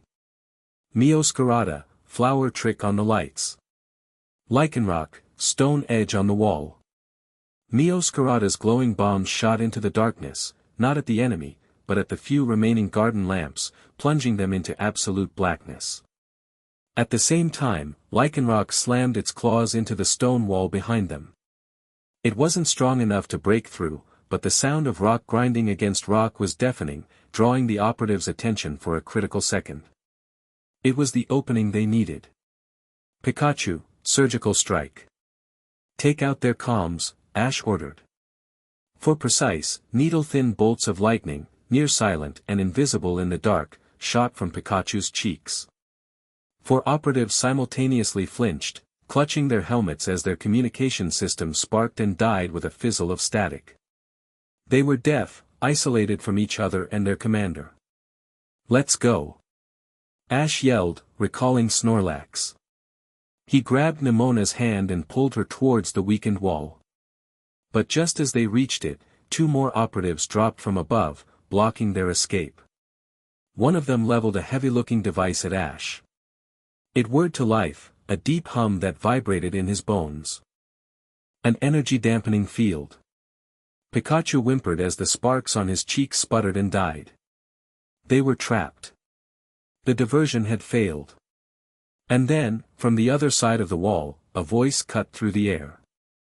"Little bit of a pickle you're in, eh?" With a deafening crash, a section of the wall exploded inwards. Standing in the dust and moonlight was Arven, his Mabostiff at his side, its jaws locked onto a huge chunk of stone it had just ripped from the wall. "Arven!" Nemona cried out in relief. "Penny sent me," Arven said, a grim, determined look on his face. "She said you might need a door." At the same time, the operatives' remaining tech began to malfunction. Their targeting systems flickered and died. Their energy rifles powered down. A new voice, tinny and synthesized, crackled from a discarded comm unit on the ground. "Aegis network security is a joke," Penny's voice gloated. "Enjoy the phantom signals and ghost operatives I'm feeding your command, you bunch of goons. Now get out of my school." Penny and Arven. They had come through. An alliance, forged in the heat of a desperate escape. Ash knew this was their only chance. The dampening field was still active, but its power source was the operative holding the device. He looked at the man, then at his own hands. He hated doing this. It was a power he kept buried, a part of himself that felt too different, too dangerous. But his friends were in danger. Pikachu was helpless. He had no choice. He closed his eyes, took a deep breath, and reached inside himself. He let his aura flare. It wasn't an attack. It was a statement. A silent, overwhelming wave of pure blue energy, invisible to the naked eye but crushingly real to anyone sensitive to it. It washed over the garden, a pulse of pure, concentrated will. The Aegis operatives stumbled back, gasping, clutching their heads as if struck by a physical blow. Their Pokémon whimpered and cowered. The energy-dampening device overloaded with a loud pop, its circuits fried. The effect was more profound than he intended. The raw aura, resonating with the unstable temporal energy already bleeding from the crater, tore a small, shimmering hole in reality. For a terrifying, heart-stopping second, a gateway opened. Through it, they saw not the academy, but a landscape of sterile chrome and metallic trees under a violet sky. A pack of 3 robotic-looking Pokémon, hulking, bipedal creatures of iron and spikes, stumbled through the portal. Iron thorns. The portal snapped shut as quickly as it had opened, leaving the 3 Paradox Pokémon standing in the ruined rose garden, confused and aggressive. They let out a synchronized, electronic shriek, their eyes glowing red. The Aegis operatives stared, their mission forgotten, their faces pale with a terror that went beyond a failed capture. The anomaly hadn't just attracted the crisis. He could summon it. Go. Now. Ash roared, grabbing Nemona and pulling her through the hole in the wall. Arven and Mabostif were right behind them. They didn't stop running.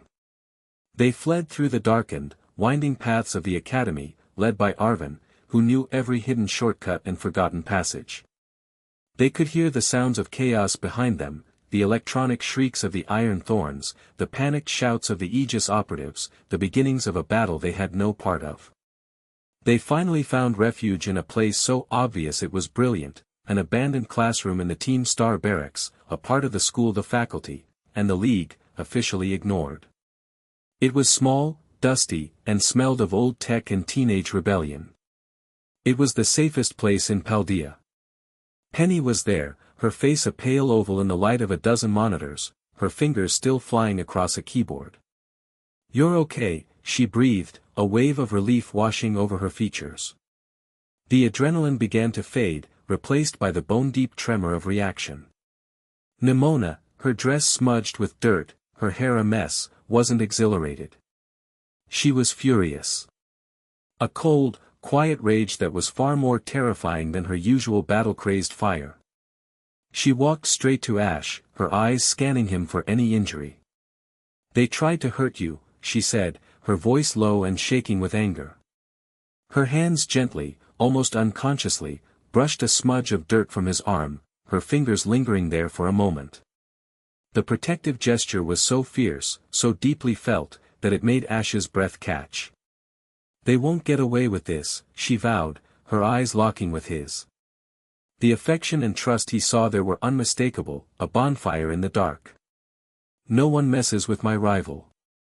The way she said it, my rival, it wasn't a claim of competition.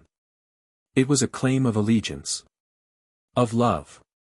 On one of Penny's monitors, a news feed flickered to life. A shaky, handheld video from a student's phone. It showed the wrecked garden, the overwhelmed Aegis operatives, and the 3 hulking iron thorns, their metallic bodies seeming to glitch in the low light. The headline was stark: "Unidentified Pokémon appear at Naranja Academy amidst power failure." The incursion was real. It was public. And Ash knew, with a sickening certainty, that he would be blamed. Cashin now had the perfect scapegoat, the public justification he needed to escalate his hunt from a covert operation to an all-out war. He looked at the faces of his friends, gathered in the dusty, secret room. Nemona, her fierce loyalty a shield around him. Arven, who had faced his fear to break down a wall for them. Penny, whose genius had given them a fighting chance. They had all put themselves at risk for him. "They think I'm the cause," Ash said, his voice heavy with the weight of the realization. He looked from the news report to the dark window, towards the ever-present shadow of the great crater. "They think I'm the monster." He clenched his fist, a familiar, unyielding resolve hardening in his eyes. He would not be hunted. He would not hide. He would face this head-on. The only way to prove them wrong is to go to the source, he declared, his gaze meeting each of his friends in turn. Cashin's already in there. We need to know what he's doing, and we need to stop the Sovereign before he makes things worse. We're going into Area Zero.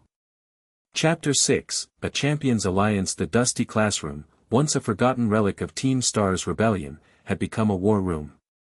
The air was thick with the hum of Penny's repurposed servers, the scent of stale air, and the electric tang of nervous energy. Chalkboards, once covered in defiant graffiti, were now scrawled with hastily drawn maps of Area Zero's upper strata and lists of required supplies. On the floor, sleeping bags were laid out next to piles of ration packs and medical kits. This small, hidden space was the headquarters of a fledgling, desperate alliance, fugitives in their own school. They were no longer just students caught in the crossfire. They were a unit, bound by the shared danger of the previous night. Ash, Nemona, Arvin, and Penny, a champions alliance, as Arvin had ironically dubbed them, forged not in a stadium, but in the shadows of a conspiracy. Penny was their eyes and ears. Hunched over her glowing monitors, she was a digital ghost, a phantom in the machine. She had walled off their location with layers of false data and looping code, rendering them invisible to the Aegis Division's sweeping surveillance. Her primary focus, however, was outward. Cashin's clamped down hard, she announced, her voice tight with concentration. Her fingers danced across her keyboard, pulling up encrypted League communications. The official story is that the Academy blackout was caused by an unstable energy feedback loop from a nearby substation. The Paradox Pokémon sighting is being spun as a mass hallucination induced by the energy surge. She scoffed, a bitter, cynical sound. They think people are that stupid. Some are, Arvin muttered. He was sitting on the floor, cross-legged, his parents' weathered journal open in his lap. He'd spent hours poring over the faded script, his face a mixture of grief and fierce determination. But it gives Cashin the cover he needs. He's declared a state of emergency around the Great Crater. No one in, no one out. He's treating Area Zero like a hostile nation. He's not just blockading it, Ash said, his voice grim. He was pacing the length of the small room, a caged tiger of potential energy. He hadn't slept. He's fortifying it. Penny, what are you seeing on their deployment manifests? Penny's fingers flew. A new window opened, displaying lists of equipment and personnel. Heavy-duty gear. Portable energy shields, environmental suits. Pokémon trained for extreme terrain. Garchomps, Corviknights, Magnezones. This isn't an exploration team, Ash. It's an occupation force. He's not just trying to stop the Sovereign, Ash concluded, stopping his pacing to stare at the map on the chalkboard. He's planning to fight it. On its home turf. The man is arrogant, and he's going to get everyone on that mountain killed. Nemona, who had been methodically checking their supplies, looked up. The manic, battle-hungry energy that usually radiated from her was gone, replaced by a sharp, focused intensity. The previous night had changed her. The thrill of a good fight felt childish compared to the visceral, life-or-death struggle they had endured. Her purpose had been distilled to its purest form: protect her friends, and above all, protect Ash. Then we have to get in there before he does something irreversible, she said, her voice clear and decisive. Arvin, your parents' journal. Is there another way in? A path the League wouldn't know about? Arvin traced a line on a brittle, hand-drawn map within the journal. Maybe. They write about a river that flows from the mountain and goes underground, emerging deep inside the first stratum of the crater. It's dangerous, uncharted. They only used it once, on their very first descent, before the main research stations were established. Dangerous and uncharted is what we need, Ash said, a flicker of his old, adventurous spirit cutting through the grimness. It's our only way past the blockade.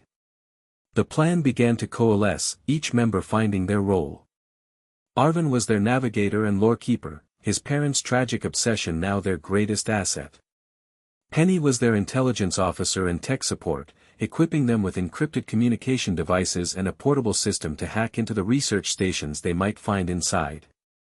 Nemona was their vanguard, her champion-level team providing the raw power they would need to face the crater's hostile inhabitants. And Ash was their leader. He didn't give orders like a general. He was the calm center of their storm, the gravitational point around which they all moved.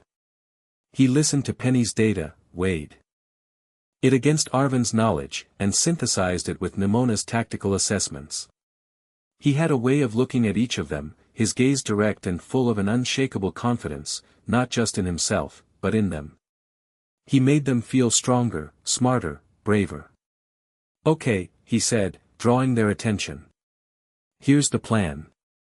We leave at dusk tomorrow. Penny, you'll stay here. You're our lifeline. If we get into trouble, you're the only one who can guide us out or create a diversion. Arvin, you lead us to that river entrance. Once we're inside, we follow your parents' route to the deepest research station they found. That's where the answers will be. Nemona and I, we handle whatever the crater throws at us." No one argued. The plan was simple, desperate, and it was theirs. Later that evening, the pressure seemed to ease for a few precious hours. Penny fell asleep at her console, exhausted. Arvin was quietly reading to his mabostiff, who was resting more peacefully than he had in weeks.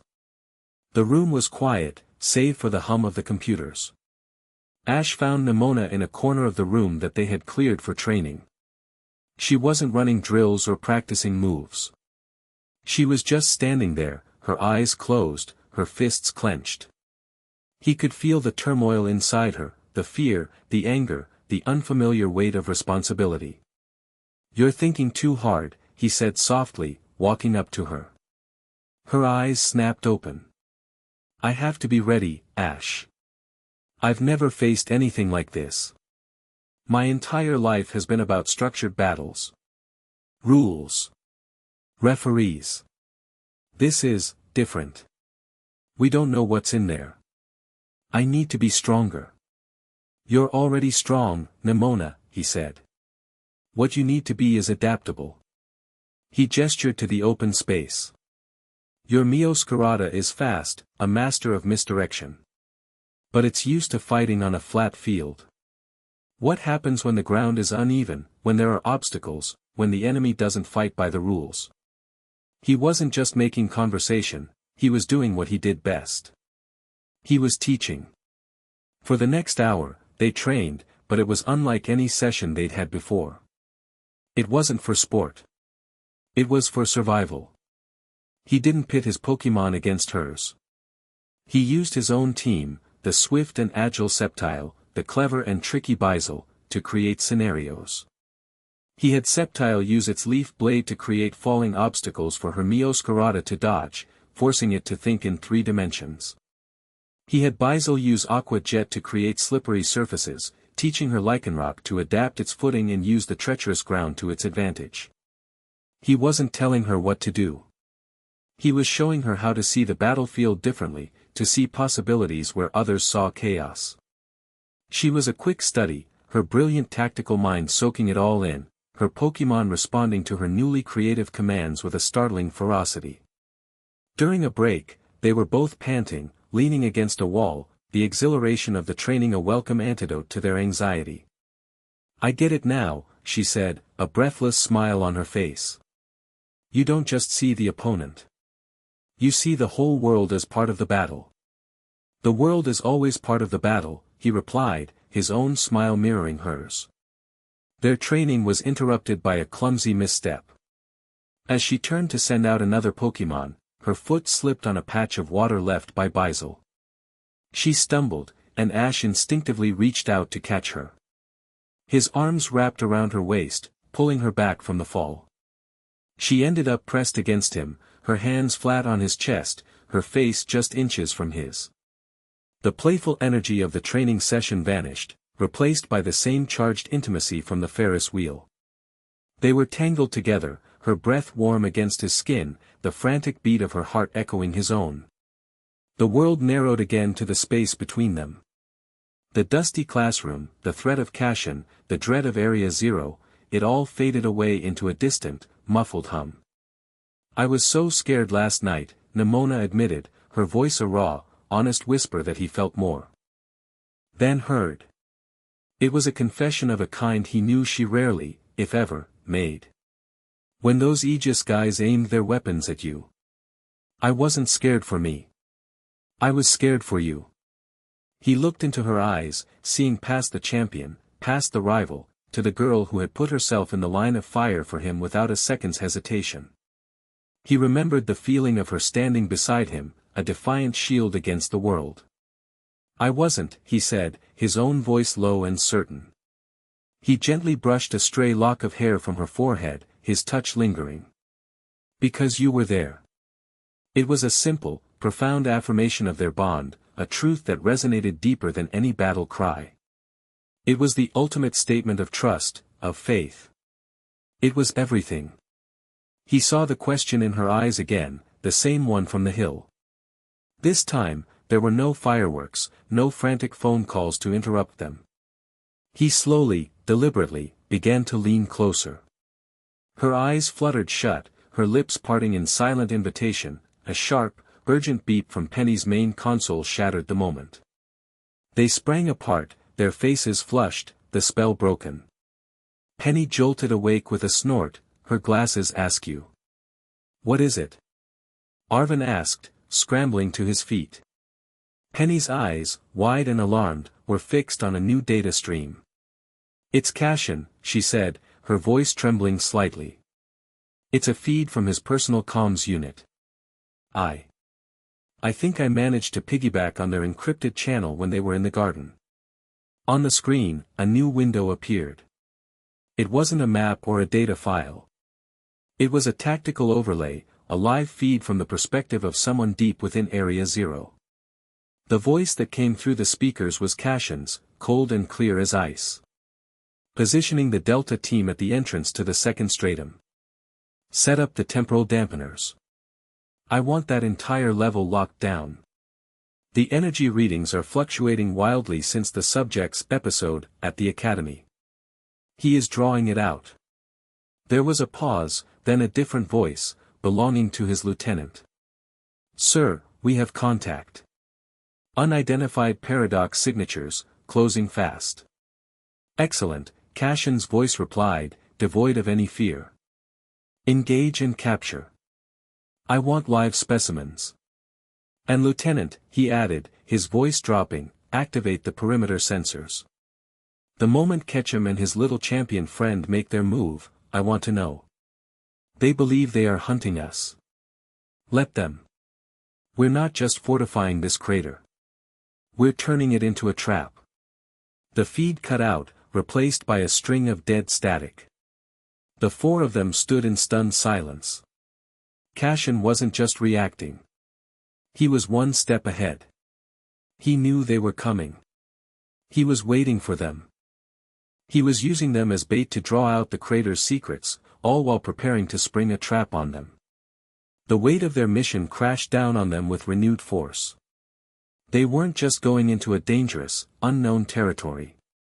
They were walking into an ambush laid by a brilliant, ruthless strategist who held all the cards. Ash looked at the faces of his friends, their shock, their fear. He walked to the center of the room, his expression hardening into a mask of pure, unyielding resolve. "He's expecting us," Ash said, his voice cutting through the silence. "Good. Let him." He looked at Nemona, a silent promise passing between them. Then at Arvin and Penny. "He thinks this is his gambit. He's about to find out it's ours." The plan was set. The supplies were packed. They stood together in the shadows of the hidden classroom, a small, defiant alliance against the world. As dusk began to fall outside, casting long, purple shadows across Paldea, they prepared to step into the darkness. There was no turning back now. Chapter 7, Descent into Forever. The entrance to the cavern was a dark, jagged maw hidden behind a curtain of waterfalls, the roar of the water a constant, thunderous applause for their insanity. The river they had followed up the slopes of the Glacido Range plunged into this subterranean passage, the air immediately growing cold and damp, smelling of wet stone and something ancient and electric. This was Arvin's secret path, a ghost passage into the most dangerous place in Paldea. "This is it," Arvin said, his voice tight, barely audible over the din of the water. He shone a high-powered flashlight into the darkness, the beam swallowed by the oppressive gloom. "According to the journal, this tunnel should bypass the main gate and the first Aegis blockade. It'll lead us out into the upper eastern rim of the first stratum." "Should?" Nemona repeated, her hand resting on a poke ball at her belt. She stood at the entrance, a sentinel of nervous energy, her eyes scanning the oppressive darkness as if it were a physical opponent. "The geology of this place is unstable," Arvin admitted. "My parent hadn't used this route in over a decade. Passages can collapse." Ash stepped past them, his gaze fixed on the tunnel's interior. He didn't need a flashlight. To his aura-sensitive perception, the tunnel was a conduit, a place where the strange, dissonant energy of Area Zero bled into the outside world. It felt like stepping from a quiet room into a place where a high-frequency alarm was screaming just at the edge of his hearing. "It's stable enough," he said with a quiet confidence that belied the knot of tension in his own stomach. "Let's move. The longer we wait, the more time Kashin has to settle in." He released Koraidon, the legendary Pokémon Scarlet form, a shocking slash of color in the gloom.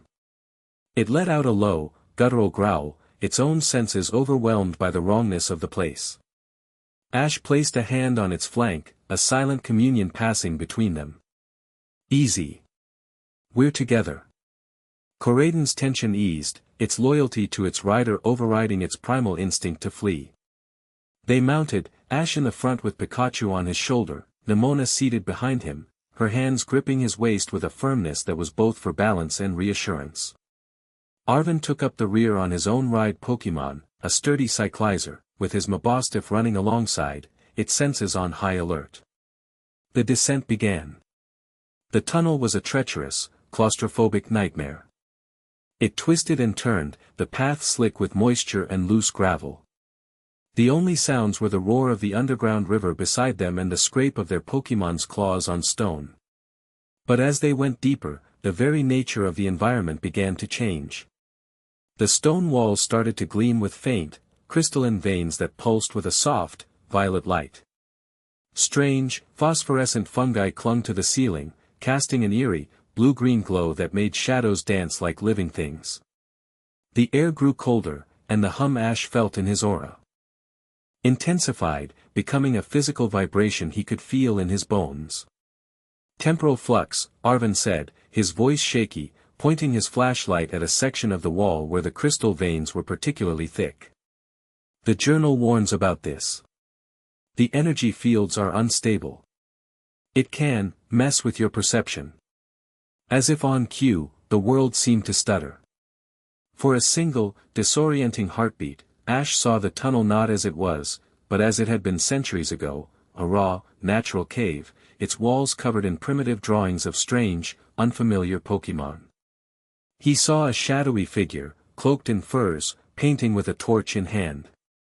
The vision was gone as quickly as it came, leaving him with a pounding headache. "Did you see that?" Nemona whispered, her grip on his waist tightening. "I saw it," he confirmed, shaking his head to clear the lingering image. "The place is soaked in time. We need to keep moving."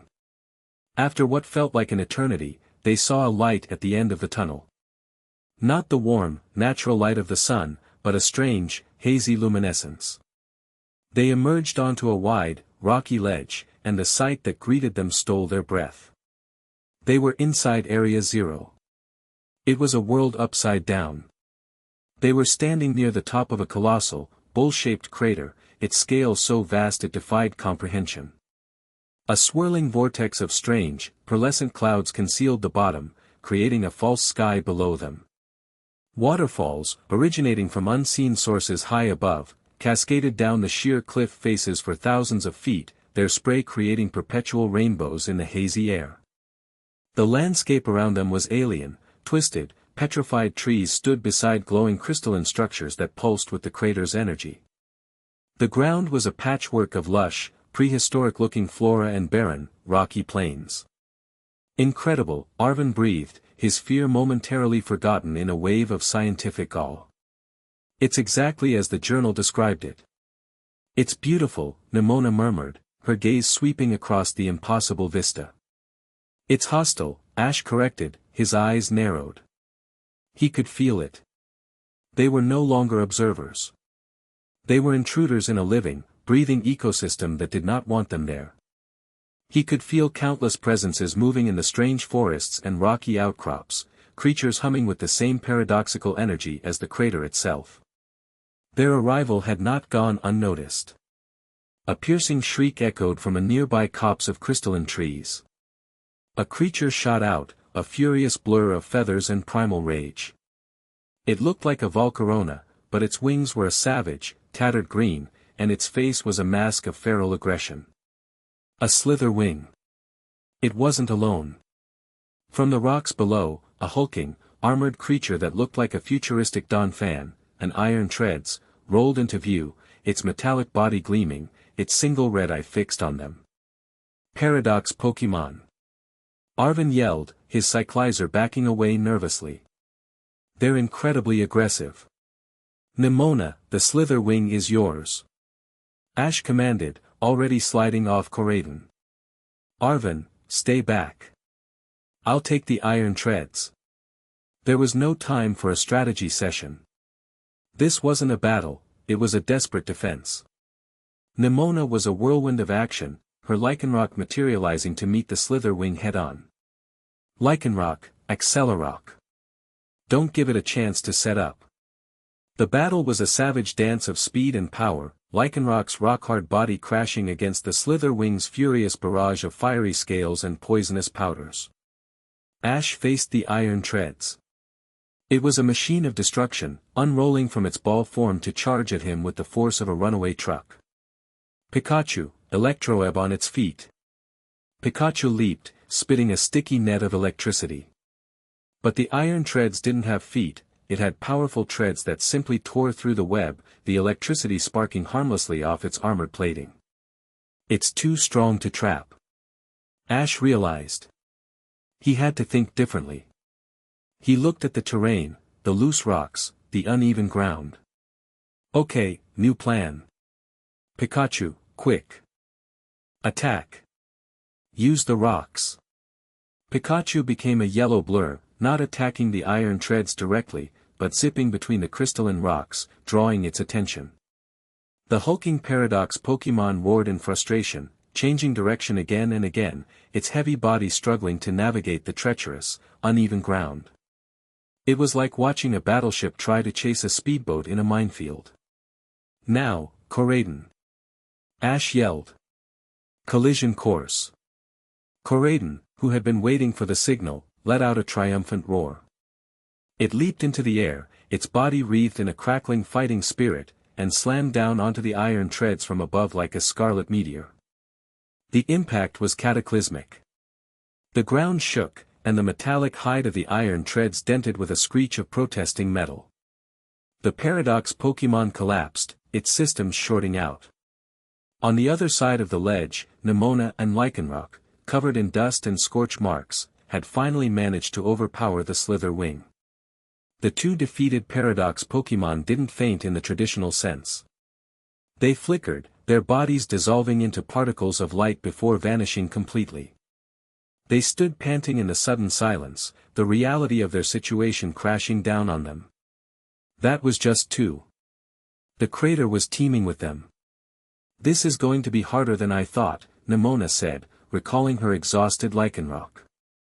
Ash nodded, his gaze sweeping their surroundings. He was using his aura, not just to sense threats, but to feel the path of least resistance, the route that hummed with the least aggression. This way, he said, pointing towards a narrow, descending path that wound its way behind a massive waterfall. We need to get to the first research station. We can rest there. The journey deeper into the crater was a relentless trial. The environment itself was their greatest enemy. The temporal flux grew stronger, hitting them in disorienting waves. Nemona saw a vision of herself as a little girl, battling for the first time, the memory so real she stumbled. Arvin cried out as he was hit with a fleeting, ghostly image of his parent, smiling sadly at him from within a crystal formation. Ash's aura acted as a shield, dulling the worst of the effects, but it was a constant drain on his energy. They were harried relentlessly by Paradox Pokemon. They fought off swarms of screeching scream tails and winding, crystalline caves and narrowly escaped a territorial, futuristic Hydra, an iron Jugulus, that guarded a river crossing. It wasn't a series of structured battles, it was a constant, running fight for survival. Ash and Nemona fought back to back, their styles meshing into a seamless unit of devastating efficiency. He was the strategist, using the environment and clever tactics to create openings. She was the powerhouse, her Pokemon hitting with overwhelming force to end the fights quickly. Arvin, to his credit, proved his worth beyond his journal, his Mabostiff and Cyclizer fighting fiercely to protect their flanks. They finally stumbled upon the ruins of an old encampment, long since abandoned. Tattered tents, rusted equipment, and a single, faded leather satchel. Arvin knelt and picked it up. His hands trembled as he opened it.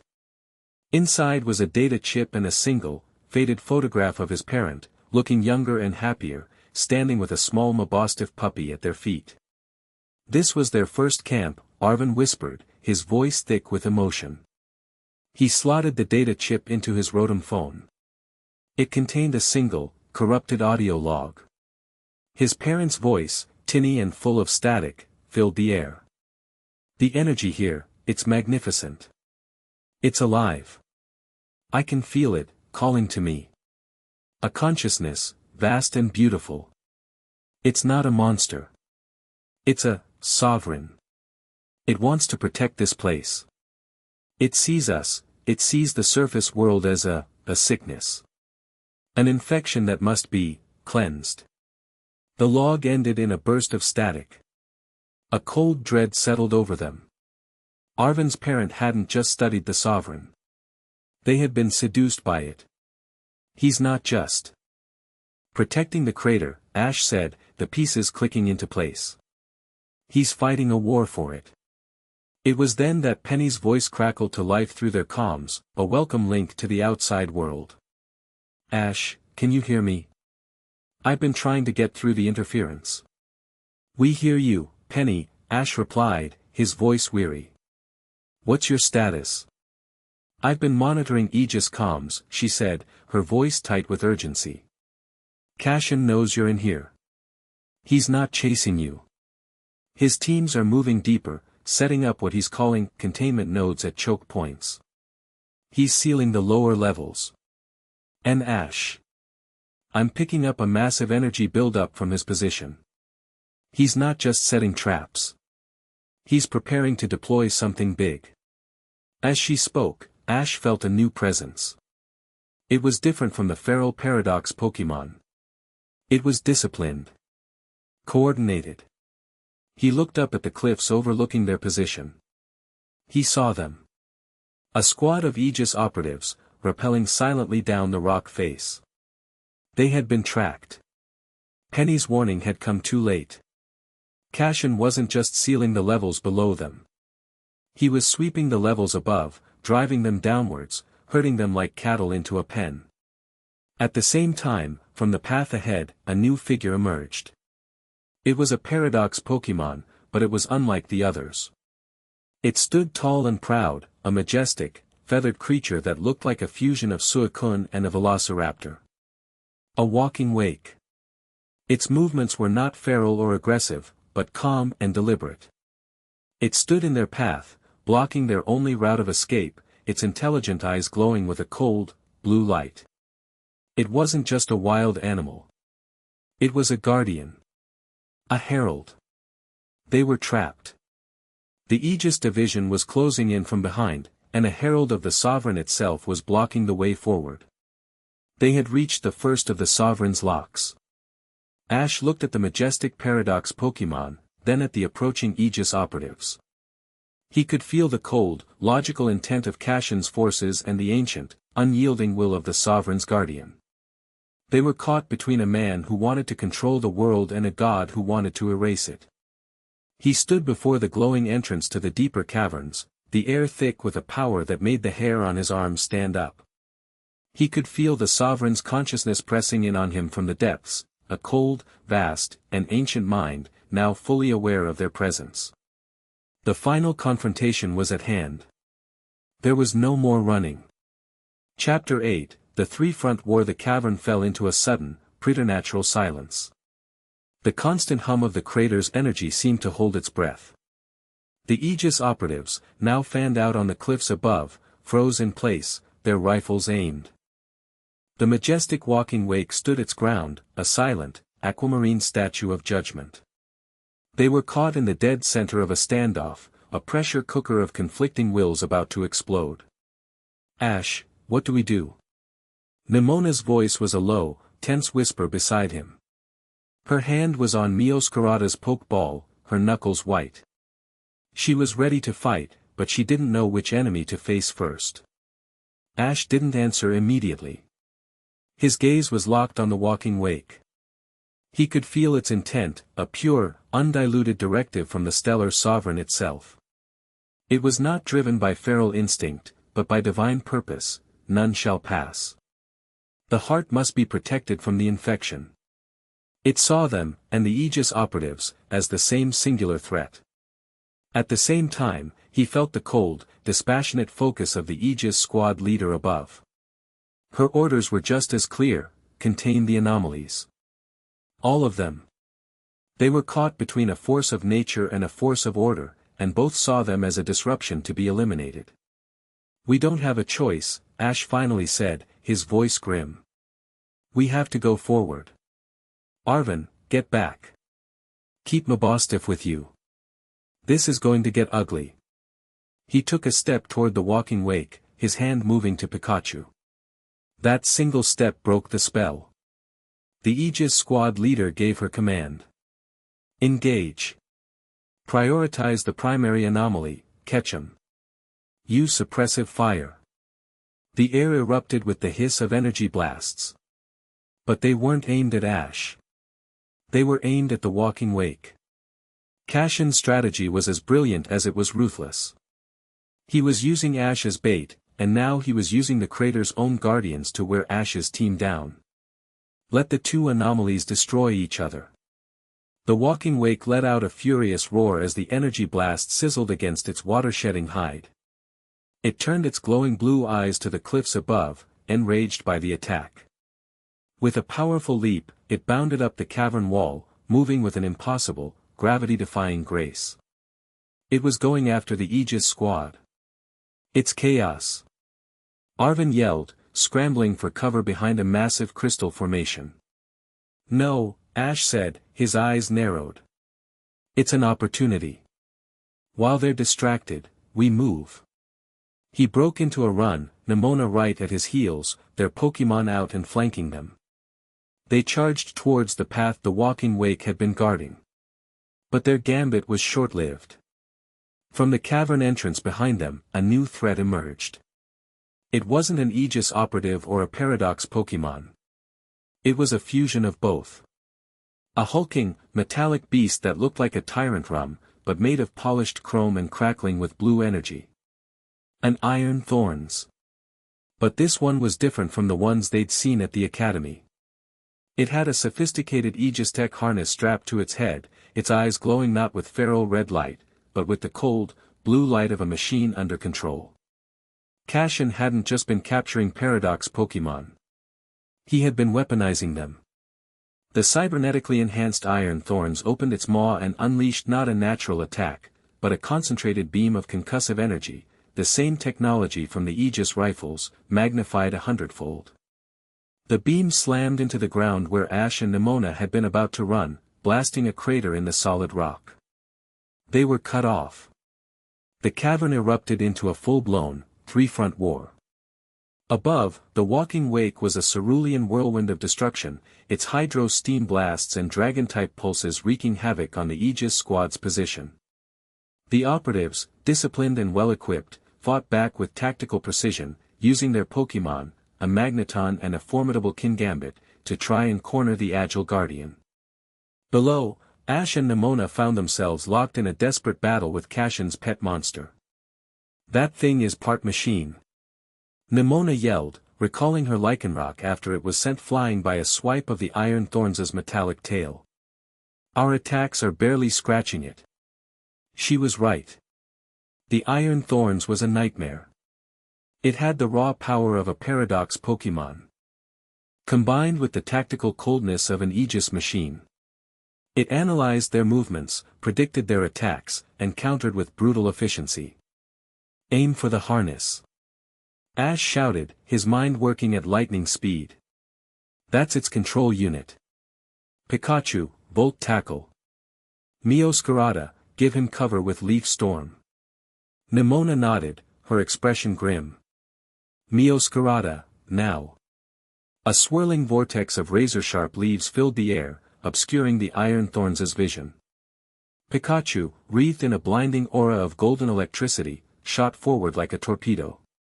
But the machine was too smart. A panel on its side slid open, and a stream of oil-like liquid shot out, coating the ground in front of it. Pikachu hit the slick and lost his footing, his Volt Tackle dissipating as he skidded to a halt. The Iron Thorn swung its massive head, its jaws snapping just inches from the stunned Pokémon. "Pikachu!" Ash cried out. Before the metallic jaws could close, a dark shape slammed into the Iron Thorns' side.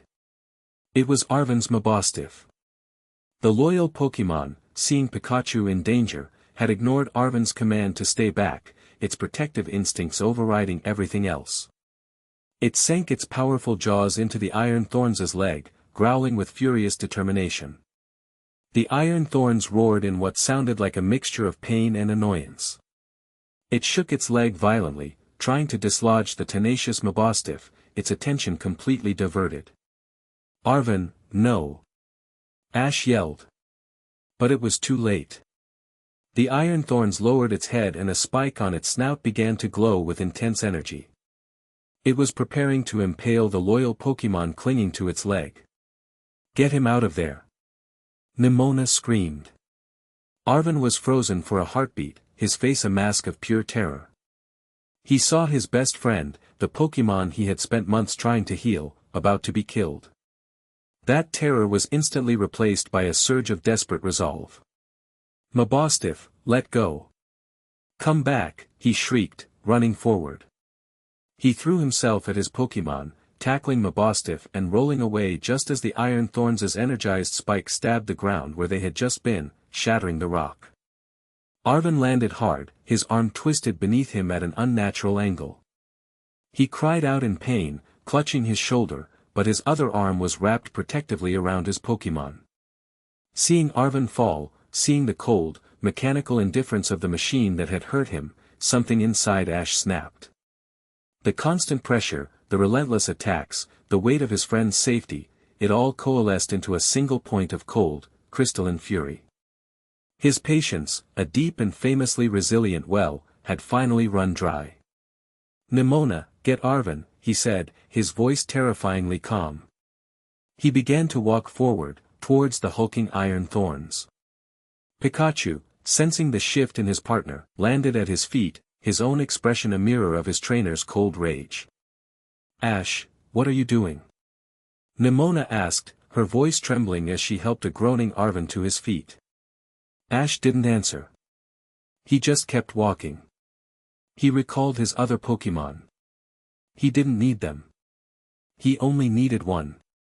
He raised his head, and for the first time, he let the mask of the calm, kind transfer student fall away.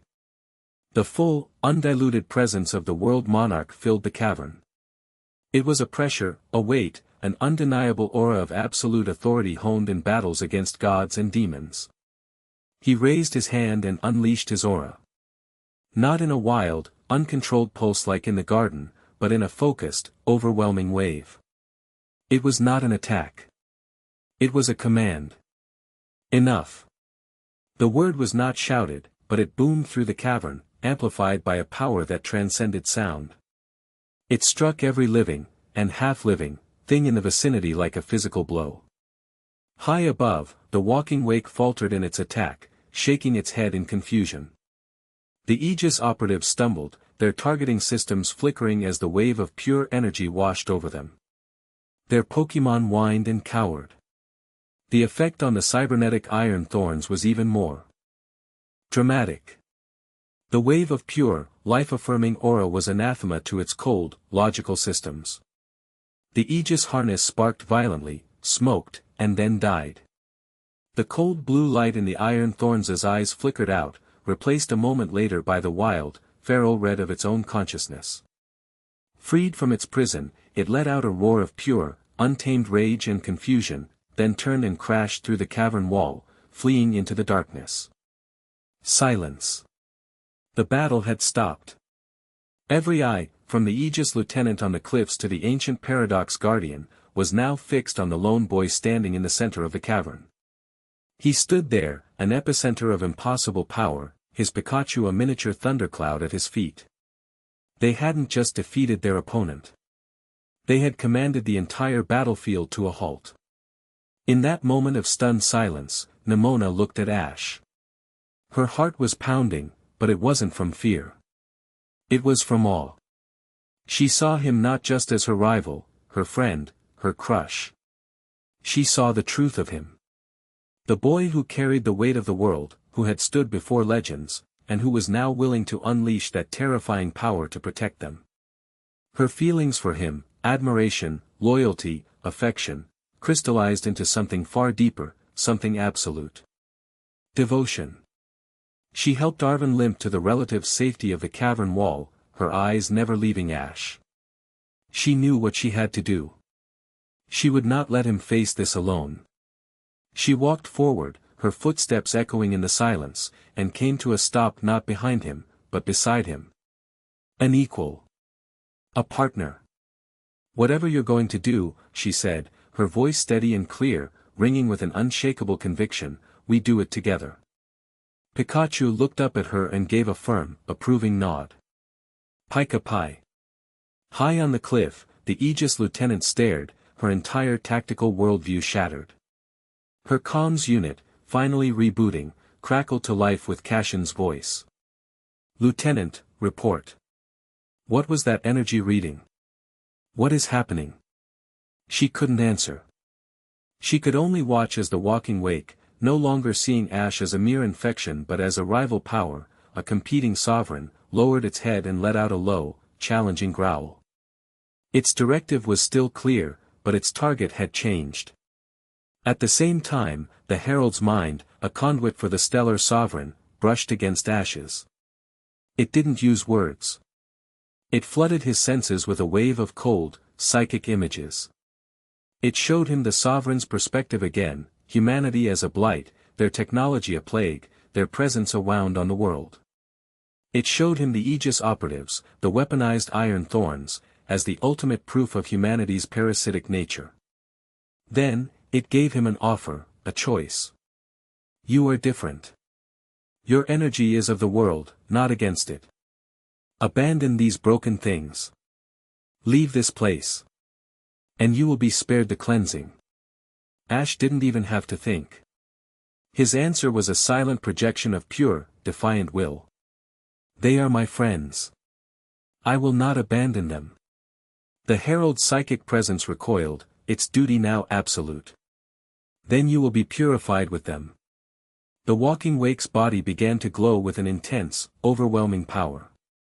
It was gathering energy for a final, cataclysmic attack, an assault designed to wipe this entire section of the cavern, and everyone in it, from existence. Cashin's lieutenant saw it.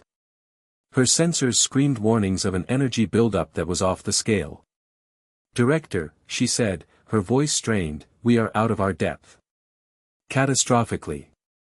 Ash and Nemona braced themselves, their Pokémon taking a battle stance beside them. They faced the oncoming storm, a united front against a divine judgment. The battle for survival had become a battle of wills, and the first shot was about to be fired. Chapter 9, The Heart of the Paradox. The energy gathering around the walking wake was a terrifying spectacle. The air grew thick and heavy, crackling with a pressure that felt like the bottom of the ocean. The very light in the cavern seemed to bend around the herald, its aquamarine body now a blinding sun of pure draconic power. It was preparing to unleash a Draco meteor, not as a simple move, but as a cleansing fire, an extinction-level event for this small section of the crater. Ash, it's not going to just attack us, Nemona said, her voice strained but steady, her Mioscarada a tense shadow at her side. It's going to bring the whole ceiling down. She was right. This wasn't an attack to be dodged or blocked. It was an execution. High on the cliffs, the Aegis lieutenant came to a decision. Her mission to contain the anomaly had failed. Her new mission was survival. All units, fall back. Retreat to the surface. That's an order, she yelled, her voice cutting through the rising tension. Her squad didn't need to be told twice. They began a frantic scramble back up their rappel lines, abandoning the battlefield to its fate. But Ash wasn't looking at the escaping operatives. He was looking at the herald. He saw not a monster, but a guardian pushed to its limit, a soldier following its orders. And he knew that meeting its power with more power would only fulfill the sovereign's prophecy of humanity's destructive nature. He had to break the cycle. Nemona, I have a plan, he said, his voice low and urgent. But I need you to trust me. Completely. She didn't hesitate. I do. When I give the signal, I need you and Mioscarada to hit it with everything you have. Not to wound it. To distract it. Aim for its head. I need 1 second of its full attention. And what will you be doing? She asked, her eyes wide. Something stupid, he admitted with a wry, fleeting grin. Pikachu, you know what to do. Pikachu leaped onto his shoulder, his expression grimly determined. He was the key. The walking wake let out a final, world-shaking roar, the energy reaching its peak. A sphere of incandescent draconic power, the size of a small house, formed above its head, ready to be launched. Now, Nemona! Ash yelled. Nemona reacted instantly. Mioscarada, Terra Blast. Full power.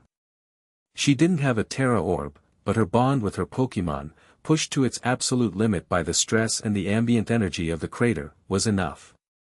A spectral crown of dark energy flickered into existence above Mioscarada's head as it unleashed a concentrated beam of pure shadow. The blast shot forward, striking the walking wake's face just as it was about to launch its ultimate attack. The herald roared in fury, its concentration broken for a single, critical heartbeat. Its head snapped to the side, its devastating attack momentarily forgotten. It was the 1 second Ash needed. Pikachu, let's go. In a blur of motion, Ash ran towards the herald. He leaped onto a jagged crystal, using it as a springboard to launch himself into the air.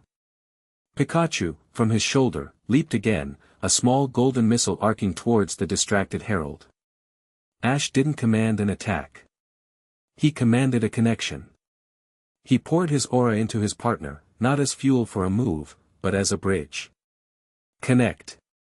Show it. Pikachu landed squarely on the herald's broad, reptilian snout, his tiny paws finding purchase between its glowing blue eyes. And he didn't attack. He pressed his sparking cheeks against the herald's hide and unleashed not a thunderbolt, but a raw, unfiltered stream of shared memory and emotion, amplified and broadcast by Ash's aura. The herald's mind, prepared for an attack, was flooded with a torrent of alien sensations. It felt the simple joy of a shared berry. It felt the warmth of a campfire on a cold night. It felt the fierce loyalty of 100 battles fought side by side. It felt Ash's grief at leaving friends behind, his pride in their victories, his unwavering belief in their potential. It experienced, in a single, overwhelming blast, the truth of the bond between a human and a Pokémon. A bond not of master and slave, of parasite and host, but of partners. Equals. A symbiosis of heart and spirit. The walking wake staggered back, its mind reeling. The colossal Draco meteor above its head flickered and died, its energy dissipating harmlessly. The concept it had just been shown was so foreign, so contrary to the sovereign's doctrine, that its divine purpose faltered. It was in this moment of confusion that the herald's ultimate attack, its final defense, triggered. The energy it had contained, now destabilized, erupted not outwards, but inwards. A wave of pure temporal force blasted from its body, shattering the great crystalline seal at the back of the cavern. The ancient lock, the final barrier to the heart of Area Zero, exploded into a billion shimmering fragments. The blast wave hit Ash and Nemona, throwing them from their feet. But it didn't feel like a physical force. It felt like falling through time itself. The world dissolved into a kaleidoscope of light and color, and then they were plunging into a darkness deeper than any they had ever known. They landed hard, not on rock, but on a surface that felt like smooth, cool glass. The air was still, silent, and tasted of ozone and eternity. When their vision cleared, they found themselves in a place that defied all logic. They were in a cavern of impossible scale, a geode the size of a city. The walls, floor, and ceiling were composed of massive, perfectly formed crystals, all pulsing with a soft, internal, violet light. Time did not seem to exist here. There was no up or down, no beginning or end. It was the heart of the crater. The nexus of the terrestrial phenomenon. The throne room of the stellar sovereign. And they were not alone. The surviving Aegis operatives, including the lieutenant, had been caught in the blast as well, scattered across the crystalline floor, their tactical gear sparking and malfunctioning. Arvin was there too, huddled over his injured arm, his face pale with terror. And in the center of the vast chamber, the stellar sovereign manifested. It was not a creature of flesh and bone. It was a being of pure energy, a vortex of swirling crystalline light and shadow, vaguely humanoid in shape but towering and indistinct. Its form was constantly shifting, a living paradox of solid and ethereal. It had no face, but they could feel its gaze, a cold, ancient, and utterly unimpressed consciousness that regarded them as little more than bacteria under a microscope. Its voice echoed not in their ears, but directly in their minds, a chorus of a million fractured voices speaking as one.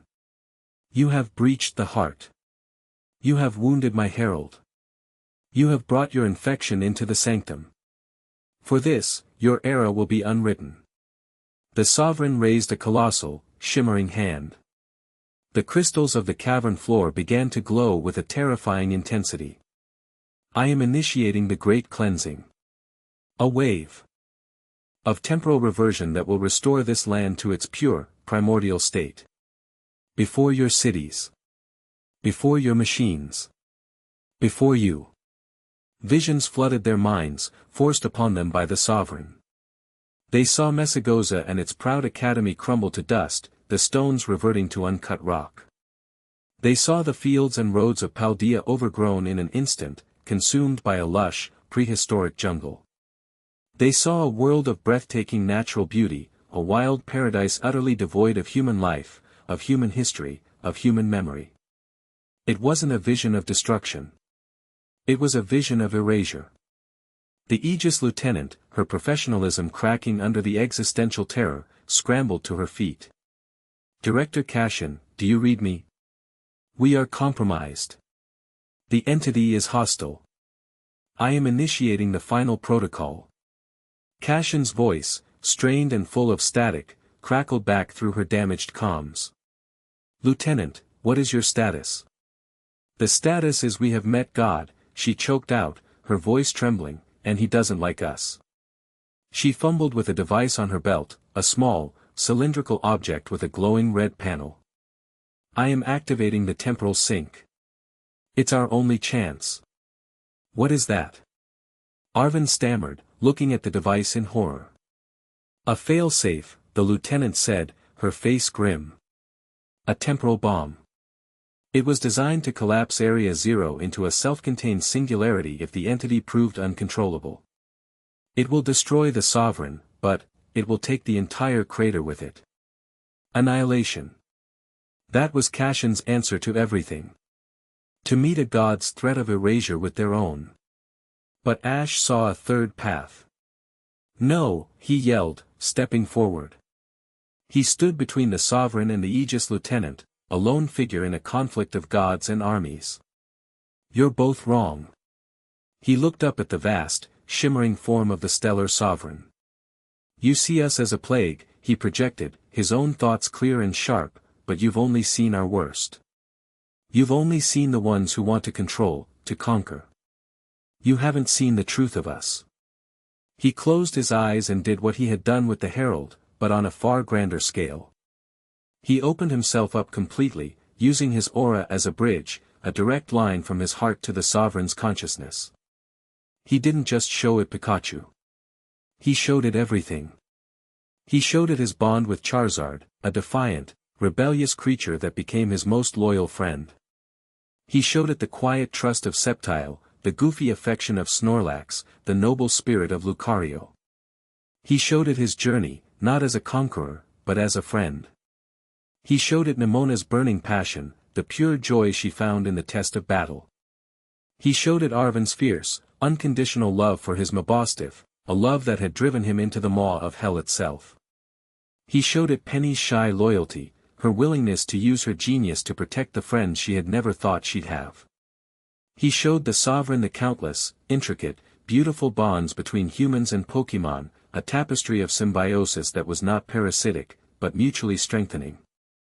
Insignificant, the sovereign replied, its tone dismissive. The visions were beautiful, but they were small, finite.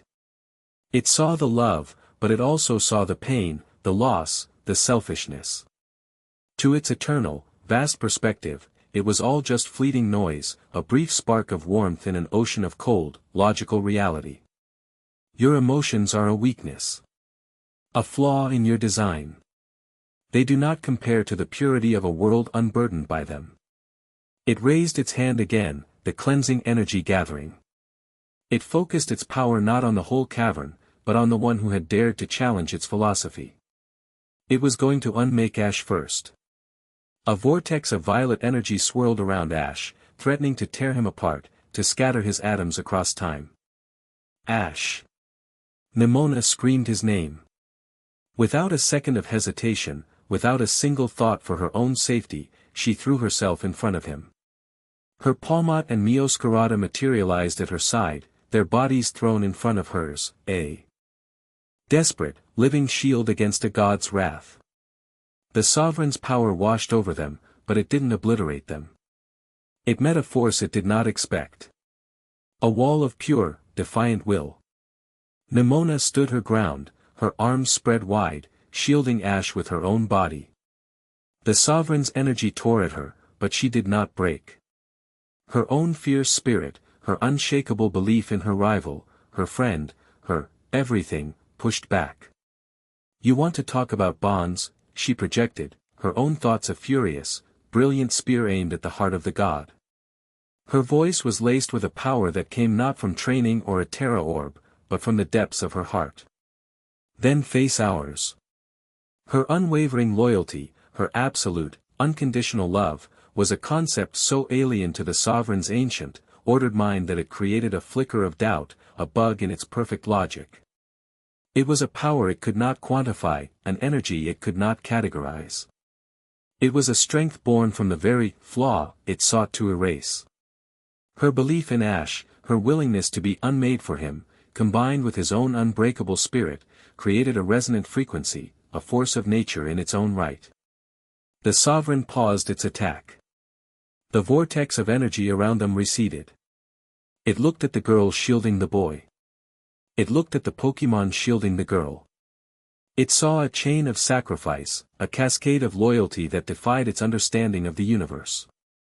You believe your bond gives you strength, the sovereign communicated, a new, strange tone in its chorus of voices. A hint of curiosity.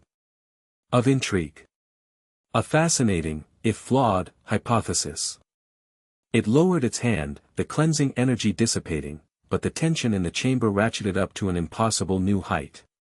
Prove it, the sovereign declared, its voice now a singular, focused challenge that echoed in the heart of every person in the room.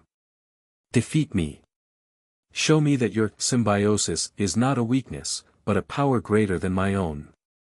If you win, I will reconsider the nature of your existence. If you lose, your world is forfeit. The ultimatum had been given. The debate was over. The final battle for the fate of Paldea was set. And the combatants would not be armies or nations. It would be a god of order against a boy, a girl, and the unbreakable bond between them. Chapter 10, Monarchs of a New Dawn. The sovereign's challenge hung in the silent, crystalline heart of the world, absolute and terrifying. This was no longer a battle for survival. It was a battle for existence itself, a philosophical argument to be settled with the raw power of gods and champions. The Aegis lieutenant stared, her temporal bomb feeling like a useless, childish toy in the face of this divine wager. Arvin, huddled against a crystal wall, could only watch in horrified awe. This was beyond anything his parents' journal had ever imagined. But Ash and Nemona didn't look terrified. They looked at each other. In that shared gaze, a universe of understanding passed between them. All the battles, the arguments, the quiet moments, the life and death struggles, it had all led to this. He saw her unwavering belief in him, and she saw his unshakable resolve. They were ready. Together, Nemona whispered, a promise and a prayer. Together, Ash affirmed, a small, confident smile touching his lips. They turned to face the stellar sovereign, standing shoulder to shoulder, a united front against infinity. The battle began not with a roar, but with a shift in reality. The sovereign didn't summon a Pokémon, it was the Pokémon. It was the battlefield. With a gesture of its ethereal hand, the crystalline floor beneath them dissolved, not into nothingness, but into a swirling vortex of temporal energy. One moment they were in the cavern, the next, they were standing on the sun-scorched plains of a primordial Paldea. A herd of colossal, long-extinct reptilian Pokémon stampeded past them, their ghostly forms phasing through the combatants. The air was thick, hot, and smelled of sulfur. It's changing the battlefield. Nemona yelled, stumbling as the ground shifted beneath her. It's fighting us across time. Then we adapt. Ash countered, his voice a clarion call in the chaos. Lucario, I choose you. Meowscarada, watch your footing. Lucario appeared in a flash of blue light, its red eyes immediately glowing as it read the chaotic aura of the battlefield. It stood back to back with Nemona's Meowscarada, a partnership of steel and shadow. The sovereign attacked. It didn't throw a punch or fire a beam. It pulled a meteor from the prehistoric sky, wreathed in purple flame, and sent it hurtling towards them. Lucario, Aura Sphere. Meowscarada, Flower Trick on the meteor. Ash and Nemona commanded in near-perfect unison. Lucario launched a pulsating sphere of pure aura, while Meowscarada's explosive flower bomb attached itself to the meteor's surface. The aura sphere struck, slowing the meteor's descent, and a second later, the flower trick detonated.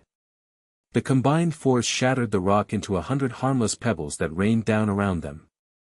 Before the dust settled, the world shifted again. The prehistoric plains dissolved. Now they stood on the cold, chrome surface of a futuristic Paldea, the one from Ash's vision. Towering, metallic skyscrapers pulsed with violet light under a crystalline sky. Robotic Paradox Pokémon, Iron Valiance and Iron Jugulus, materialized from the very air, their red eyes locking onto the intruders. They were constructs, puppets of the sovereign's will. My turn. Nemona yelled, her eyes blazing with fierce joy. She was in her element now. This was a battle, the greatest battle, and she would not be found wanting. Palmot, Double Shock. Lycanroc, Stone Edge. Her two Pokémon burst onto the field, a blur of electric fur and fiery rock. They moved with the desperate ferocity of a cornered champion, tearing through the sovereign's constructs. Palmot was a lightning storm, its electric attacks shorting out the robotic Pokémon, while Lycanroc's sharp stones shattered their metallic bodies. But for every construct they destroyed, two more materialized. They were being worn down, a futile attempt to empty an endless ocean with a bucket. It's testing us, Ash realized, watching the Sovereign's shimmering, impassive form. It's not trying to crush us. It's analyzing our bonds, our strategies. It wants to see how we work together. The battlefield shifted again, this time to a swirling chaos of pure energy, a non-space between moments. Abstract constructs of pure terrestrial energy, shaped like massive, crystalline blades and hammers, swung at them from all directions. It's taking away the environment. Nemona shouted, recalling her exhausted Lycanroc. There's nothing to use, nothing to hide behind. Then we use each other. Ash roared back. Charizard, let's go. The mighty dragon appeared with a deafening roar, his presence a defiant inferno in the cold, abstract void. Lucario, on Charizard's back. Use him as a mobile platform. Lucario leaped onto Charizard's broad back, a warrior riding his dragon. Charizard unleashed a torrent of flamethrower, not at the constructs, but in a wide, defensive circle, creating a wall of fire. Lucario, from its moving vantage point, fired precise aura spheres, shattering the crystalline weapons that broke through the flames. It was a strategy born of a lifetime of unconventional battles, a perfect synergy the Sovereign could not have predicted. It watched, its silent consciousness processing this new data. The symbiosis was more adaptable than it had calculated. It decided to end the variables. The battlefield solidified, returning them to the silent, crystalline throne room. But the Sovereign's form had changed. It had condensed, its towering, ethereal shape shrinking down into a solid, humanoid figure made of pure, diamond-hard crystal. It was focusing its infinite power into a finite, combat-ready form. Your bonds are resilient, its voice echoed in their minds, now a sharp, singular tone. But resilience has a breaking point. Let us see yours. The crystal Sovereign moved. It crossed the vast distance between them in an instant, its crystalline hand aimed at Ash's chest. Ash, look out! Nemona screamed.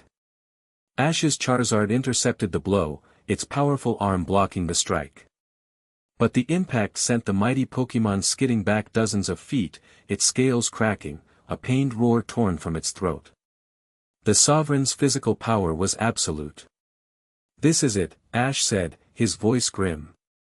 He recalled his weary Pokémon, all of them except one. The final round. Pikachu leaped from his shoulder, landing in front of him. He was small, tired, and covered in grime from a dozen shifting battlefields. But as he looked up at the crystalline god before him, his small body radiated an unyielding, indomitable spirit. Nemona stood beside them, her own team recalled save for a panting but resolute Meowscarada. This was a battle for their aces. A battle for their hearts. You've seen what we can do apart, Ash projected, his voice ringing with defiance. Now see what we can do together. He placed a hand on Nemona's shoulder, and she placed hers on his. He poured his aura, not into an attack, but into their linked connection. He channeled his own energy, the ambient power of the crater, and Nemona's fierce, burning passion into a single, focused point, Pikachu. Nemona felt it, a tidal wave of power, of shared history, of pure, unconditional love flowing from Ash, through her, and into the small Pokémon before them. Her own energy, her champion's spirit, joined the torrent, amplifying it. The Sovereign watched, intrigued. It sensed an energy it had never encountered. Pikachu's body began to glow. It wasn't the crackling gold of an electric attack. It was a pure, iridescent white light, shot through with the full spectrum of a rainbow. The energy began to coalesce above his head, forming a terrestrial crown unlike any seen before. It wasn't grass, or fire, or dark. It was a shining, multifaceted star, a crown made of pure, distilled spirit. A stellar type, Arven whispered from the sidelines, his eyes wide with disbelief. It's not one of the 18 types, it's something new. The perfect fusion of trainer and Pokémon. Pikachu, empowered by this ultimate expression of their bond, looked up at the sovereign. He was no longer just a Pikachu. He was the living embodiment of a partnership that had faced down legends and changed the world. He was the monarch's right hand. The crystal sovereign, perhaps feeling a flicker of something akin to respect, or perhaps simply seeing the culmination of the experiment, prepared its own final attack. Its entire body began to glow with an apocalyptic violet light. It was channeling all of its power, all of its being, into a single, definitive strike. A move to erase their bond from existence. Pikachu, Ash said, his voice quiet but echoing with the force of 1,000 commands. Volt crash. It was more than a move. It was a declaration. Pikachu became a meteor of pure, iridescent, stellar light. He shot forward, not with the wild energy of a volt tackle, but with the focused, beautiful grace of a falling star. He met the sovereign's attack head-on. Stellar light against divine judgment. Symbiosis against order. The resulting explosion was utterly silent. It was a detonation of pure light, a nova that filled the cavern, so bright and absolute that it erased all shadow, all color, all thought. When the light receded, the cavern was still. The crystal sovereign stood in the center of the room, unmoving. A single, hairline crack traced its way down the center of its perfect, crystalline form. Pikachu lay at Ash and Nemona's feet, exhausted and unconscious, his terrestrial crown having faded away. The crack on the sovereign's form widened. With a sound like 1,000 wind chimes shattering at once, its physical body dissolved, not into dust, but back into its true, ethereal form, the vast, swirling vortex of light and shadow. The hypothesis is proven, its voice echoed, softer now, laced with a new, profound understanding. It had not been destroyed. It had been defeated. It had been shown a truth that its logic could not deny. Your symbiosis is not a weakness. It is a strength. A creative, chaotic, and volatile force, but a strength nonetheless. The sovereign turned its attention to the Aegis lieutenant, who was clutching her deactivated temporal bomb. Your path, the path of control and annihilation, that is the true infection. That is the thinking that leads to ruin. Kashin's lieutenant fell to her knees, humbled and defeated not by power, but by a philosophy she could no longer refute. A new pact is needed, the sovereign declared. I will stabilize the rifts. I will calm the temporal storms and recall my heralds. In return, you will be the envoys. You will teach your kind to use this power, the terrestrial phenomenon, not as a tool to be exploited, but as a gift to be shared. In harmony. Its gaze, its mind, focused on Ash. You, son of Aura. You will be my envoy. You carry the spirit of the world within you. Then, it turned to Nemona. And you, daughter of battle. Your fierce heart will be the fire that forges this new path. With a final, silent pulse of energy that felt like a nod of cosmic respect, the sovereign's presence began to fade, receding back into the living crystal of the crater, its duty shifting from guardian to partner. The crisis was over. Weeks later, Paldea had found a new, brighter normal. The official story, brokered by a humble director Kashin and a relieved chairwoman Gita, was that a joint effort between the League and Naranja Academy had stabilized the geological anomalies of Area Zero. The Aegis division was quietly and permanently disbanded, its resources repurposed into a new organization, co-chaired by Arvin, dedicated to studying and preserving the new, harmonious balance within the crater. Penny had been given a full scholarship and a position as head of the League's new cybersecurity division, on the condition that she stop hacking them. Ash's identity as world monarch remained Paldea's worst-kept secret, a fact whispered with reverence but respected with a surprising discretion. He was no longer just a transfer student, he was a quiet legend. He stood on the hill overlooking Mesagoza, the same one from the festival. The air felt cleaner, the world brighter. The oppressive, dissonant hum from the crater was gone, replaced by a calm, harmonious thrum of life. He wasn't looking for his next challenge or planning his next journey. For the first time in a long, long time, he was just still. A familiar voice, full of light and laughter, broke the silence. Find a new fountain to hide behind. Nemona came and stood beside him, her presence as warm and familiar as the sun on his face. She looked at the peaceful city below, then at him. The manic, battle-hungry fire in her eyes was still there, but it was tempered now by a deep, quiet confidence, a newfound wisdom. She had found her ultimate rival, and in doing so, had found a new purpose beyond just winning. He smiled, a free, easy smile that reached his eyes. Just enjoying the view. She leaned her head on his shoulder, a gesture that was no longer tentative or surprising, but comfortable and right. It's a good view. They stood in silence for a while, two champions, two partners, two saviors of the world, just being a boy and a girl on a hill. He was no longer the unrivaled, a title of isolation. And he was no longer the unsettled, a wanderer without a destination. He had found a place, and a person, that felt like home. He took her hand, his fingers lacing through hers. So, Nemona said, a familiar, playful glint returning to her eyes as she looked up at him. Her voice was a low, mischievous murmur. Now that we've saved the world and brokered peace with an ancient time god, best 2 out of 3. Ash laughed, a free, unrestrained sound that echoed in the clear evening air. The sound of a boy finally at peace. He looked into her bright, passionate eyes, the eyes of the girl who had challenged him, stood by him, and thrown herself between him and a god. He leaned in and kissed her. It was a kiss that was both the end of a long, world-spanning journey and the beginning of a brand new, even more exciting one. It was a kiss that tasted of adventure, of home, of spicy kebabs and sweet malasadas, and of a shared future. When they finally broke apart, they were both smiling.